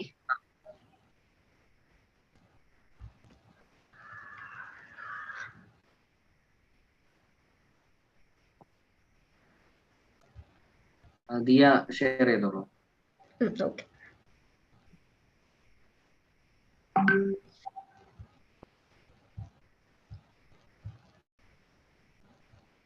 നിങ്ങൾക്ക് ഇപ്പം ഡിസ്കോഡിന്റെ ചാനൽ കാണാൻ പറ്റുന്നുണ്ടോ? Yes, കാണാം. ഓക്കെ. സോ മ്യൂലാനിന്റെ ഡിസ്കോഡ് ചാനലാണിത്. സോ നിങ്ങൾക്ക് ഇവിടെ ഞാനിപ്പോൾ തന്ന ലിങ്ക് വഴി നിങ്ങൾക്ക് ജോയിൻ ചെയ്യാം. അതിട്ട് ഡിസ്കോഡിൽ ജോയിൻ ചെയ്ത് കഴിഞ്ഞാൽ നിങ്ങൾക്ക് ഇവിടെ ഒത്തിരി ചാനൽസ് നിങ്ങൾക്ക് യങ് ഇന്നോവേറ്റേഴ്സ് പ്രോഗ്രാമിന് വേണ്ടി തന്നെ ആയിട്ട് നമ്മൾ സെപ്പറേറ്റ് ഒരു ചാനൽ സ്റ്റാർട്ട് ചെയ്തിട്ടുണ്ട്. സോ നിങ്ങൾക്ക് കുറച്ച് സ്ക്രോൾ ചെയ്ത് താഴോട്ട് പോയാൽ കാണാൻ പറ്റും. ഇവിടെയാണ് യങ് ഇന്നോവേറ്റ് YIPയുടെ ചാനൽസ്. നിങ്ങൾക്ക് എന്തെങ്കിലും ഹെൽപ്പ് വേണമെങ്കിൽ YIP സപ്പോർട്ട് എന്ന് പറഞ്ഞാൽ ഇവിടെ നിങ്ങൾക്ക് മെസ്സേജ് അയക്കാം. എന്തെങ്കിലും ഡൗട്ട്സ് ഒക്കെ ഉണ്ടെങ്കിൽ നിങ്ങൾക്ക് ഇവിടുന്ന് ക്ലിയർ ചെയ്യാം. അതുപോലെ തന്നെ നിങ്ങൾക്ക് വോയിസ് ചാനൽസ് ഉണ്ട് എന്തെങ്കിലും ഡൗട്ട്സ് ക്ലിയർ ചെയ്യാനായിട്ട്. പിന്നെ നിങ്ങൾക്ക് പറയാനുള്ളത് ഡിസ്കോഡിൽ നിങ്ങൾക്ക് ഒത്തിരി ടാസ്കുകളൊക്കെ പ്രൊവൈഡ് ചെയ്യുന്നുണ്ട്. ഈ ടാസ്കുകളൊക്കെ ബേസിക്കലി ഓരോ കോഴ്സസ് ആയിട്ടാണ്. അതൊക്കെ നിങ്ങൾ ചെയ്യുവാണെങ്കിൽ നിങ്ങൾക്ക് കർമ്മ പോയിന്റ്സ് കൂടും. സോ നിങ്ങൾക്ക് ബേസിക്കലി ഈ പോയിന്റ്സ് നിങ്ങൾക്ക് അറിയാൻ പറ്റുന്നത് ജനറലിൽ നിങ്ങൾക്ക് നോ യുവർ റാങ്ക് എന്ന് പറഞ്ഞിട്ടൊരു ചാനൽ കാണാൻ പറ്റും. ഇവിടെ നിങ്ങൾക്ക് നിങ്ങളുടെ കർമ്മ പോയിന്റ്സ്, നിങ്ങളുടെ റാങ്ക് എത്രയാണ്, നിങ്ങളുടെ ഇൻട്രസ്റ്റ് എന്തൊക്കെയാണെന്നൊക്കെ നിങ്ങൾക്ക് ഇതിൽ കാണാൻ പറ്റും. സോ ഇതൊക്കെയാണ് ജിടെക്കിലും മ്യൂണിക്കിലും ഡിസ്കോഡ് ചാനൽസിലുള്ളത്. നിങ്ങൾക്ക് ടാസ്ക് അനൗൺസ്മെന്റ്സ് ഒക്കെ ഇവിടെ കിട്ടും. ലേറ്റസ്റ്റ് ആയിട്ട് വരുന്നതൊക്കെ ഇവിടെയാണുള്ളത്. ഓക്കെ. സോ ഇതൊക്കെയാണ് എനിക്ക് ബേസിക്കലി YIPനെ പറ്റിയിട്ടും മ്യൂലാനിനെ പറ്റിയിട്ടും പറയാനുള്ളത്. That's all. Bye. Thank you Diya. നമ്മുടെ പ്രോഗ്രാം ഏകദേശം കൺക്ലൂഡ് ചെയ്യാണ്. സോ വോട്ട് ഓഫ് താങ്ക്സിന് വേണ്ടിയിട്ട് നമ്മുടെ Kozhikode program executive Nitasha മാമിനെ.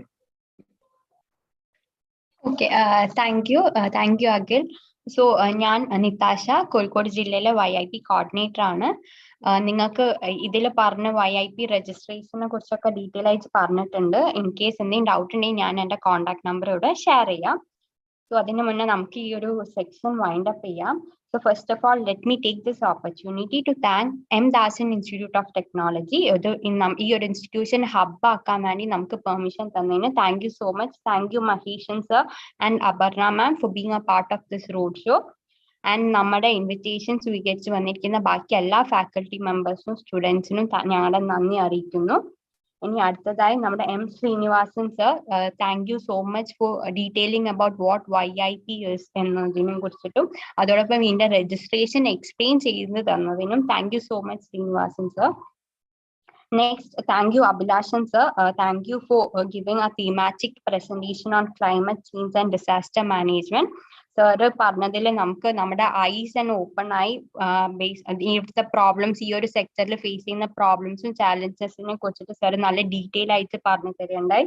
Thank you Abhilashan sir. And next, Vishnu, thank you so much for introducing about your startup. നിങ്ങളുടെ personal experience share ചെയ്തതിന് thank you so much. And we have Diya, a representative from MuLearn. Thank you Diya, thank you so much. ഈ ഒരു YIP MuLearnum എങ്ങനെയാ work ചെയ്തതിനെ കുറിച്ച് പറഞ്ഞതിന് thank you so much. And last but not the least, thank you Agil for being a part of this. Agil ICT Academy representative ആണ്. So thank you all for being a part of this road show from KDISC-ന്റെ ഭാഗത്തുനിന്നും അതോടൊപ്പം ICT-ന്റെ ഭാഗത്തുനിന്നും thank you so much. ഇപ്പൊ ഞാൻ എൻ്റെ screen share ചെയ്യാം. എൻ്റെ contact number ആണ്. ഞങ്ങൾ 2 ആൾക്കാരാണ് കോഴിക്കോട് ജില്ലയിലുള്ളത്. നിങ്ങൾക്ക് എന്തെങ്കിലും ഡൗട്ട്സ് ഉണ്ടെങ്കിൽ ഞങ്ങളെ കോൺടാക്ട് ചെയ്യാവുന്നതാണ്. രജിസ്ട്രേഷനോ എന്ത് ഡൗട്ട് ആവട്ടെ നിങ്ങൾക്ക് ഞങ്ങളെ കോൺടാക്ട് ചെയ്യാവുന്നതാണ്. So thank you all. ഈ നമ്പർ ഒന്ന് എല്ലാവരും നോട്ട് ചെയ്ത് വെക്കുക. Thank you Nitasha ma'am. So നിങ്ങളുടെ ഇൻസ്റ്റിറ്റ്യൂട്ട്സിലേക്ക് ആക്ച്വലി നമ്മുടെ YIP രജിസ്ട്രേഷൻ്റെയും കുറെ ആവശ്യങ്ങൾക്ക് വേണ്ടിയിട്ട് നിങ്ങളുടെ കോൺടാക്ട് ഡീറ്റെയിൽസ് കളക്ട് ചെയ്യുന്നതിന് വേണ്ടിയിട്ട് ഞങ്ങളുടെ ടീംമേറ്റ്സ് ഇൻസ്റ്റിറ്റ്യൂഷൻസിനെ കോൺടാക്ട് ചെയ്യുന്നതായിരിക്കും. So thank you ma'am, thank you all. എല്ലാവരും ഈ നമ്പർ നോട്ട് ചെയ്തെടുത്താൽ we will be ending the meeting. Okay, thank U. you guys can leave.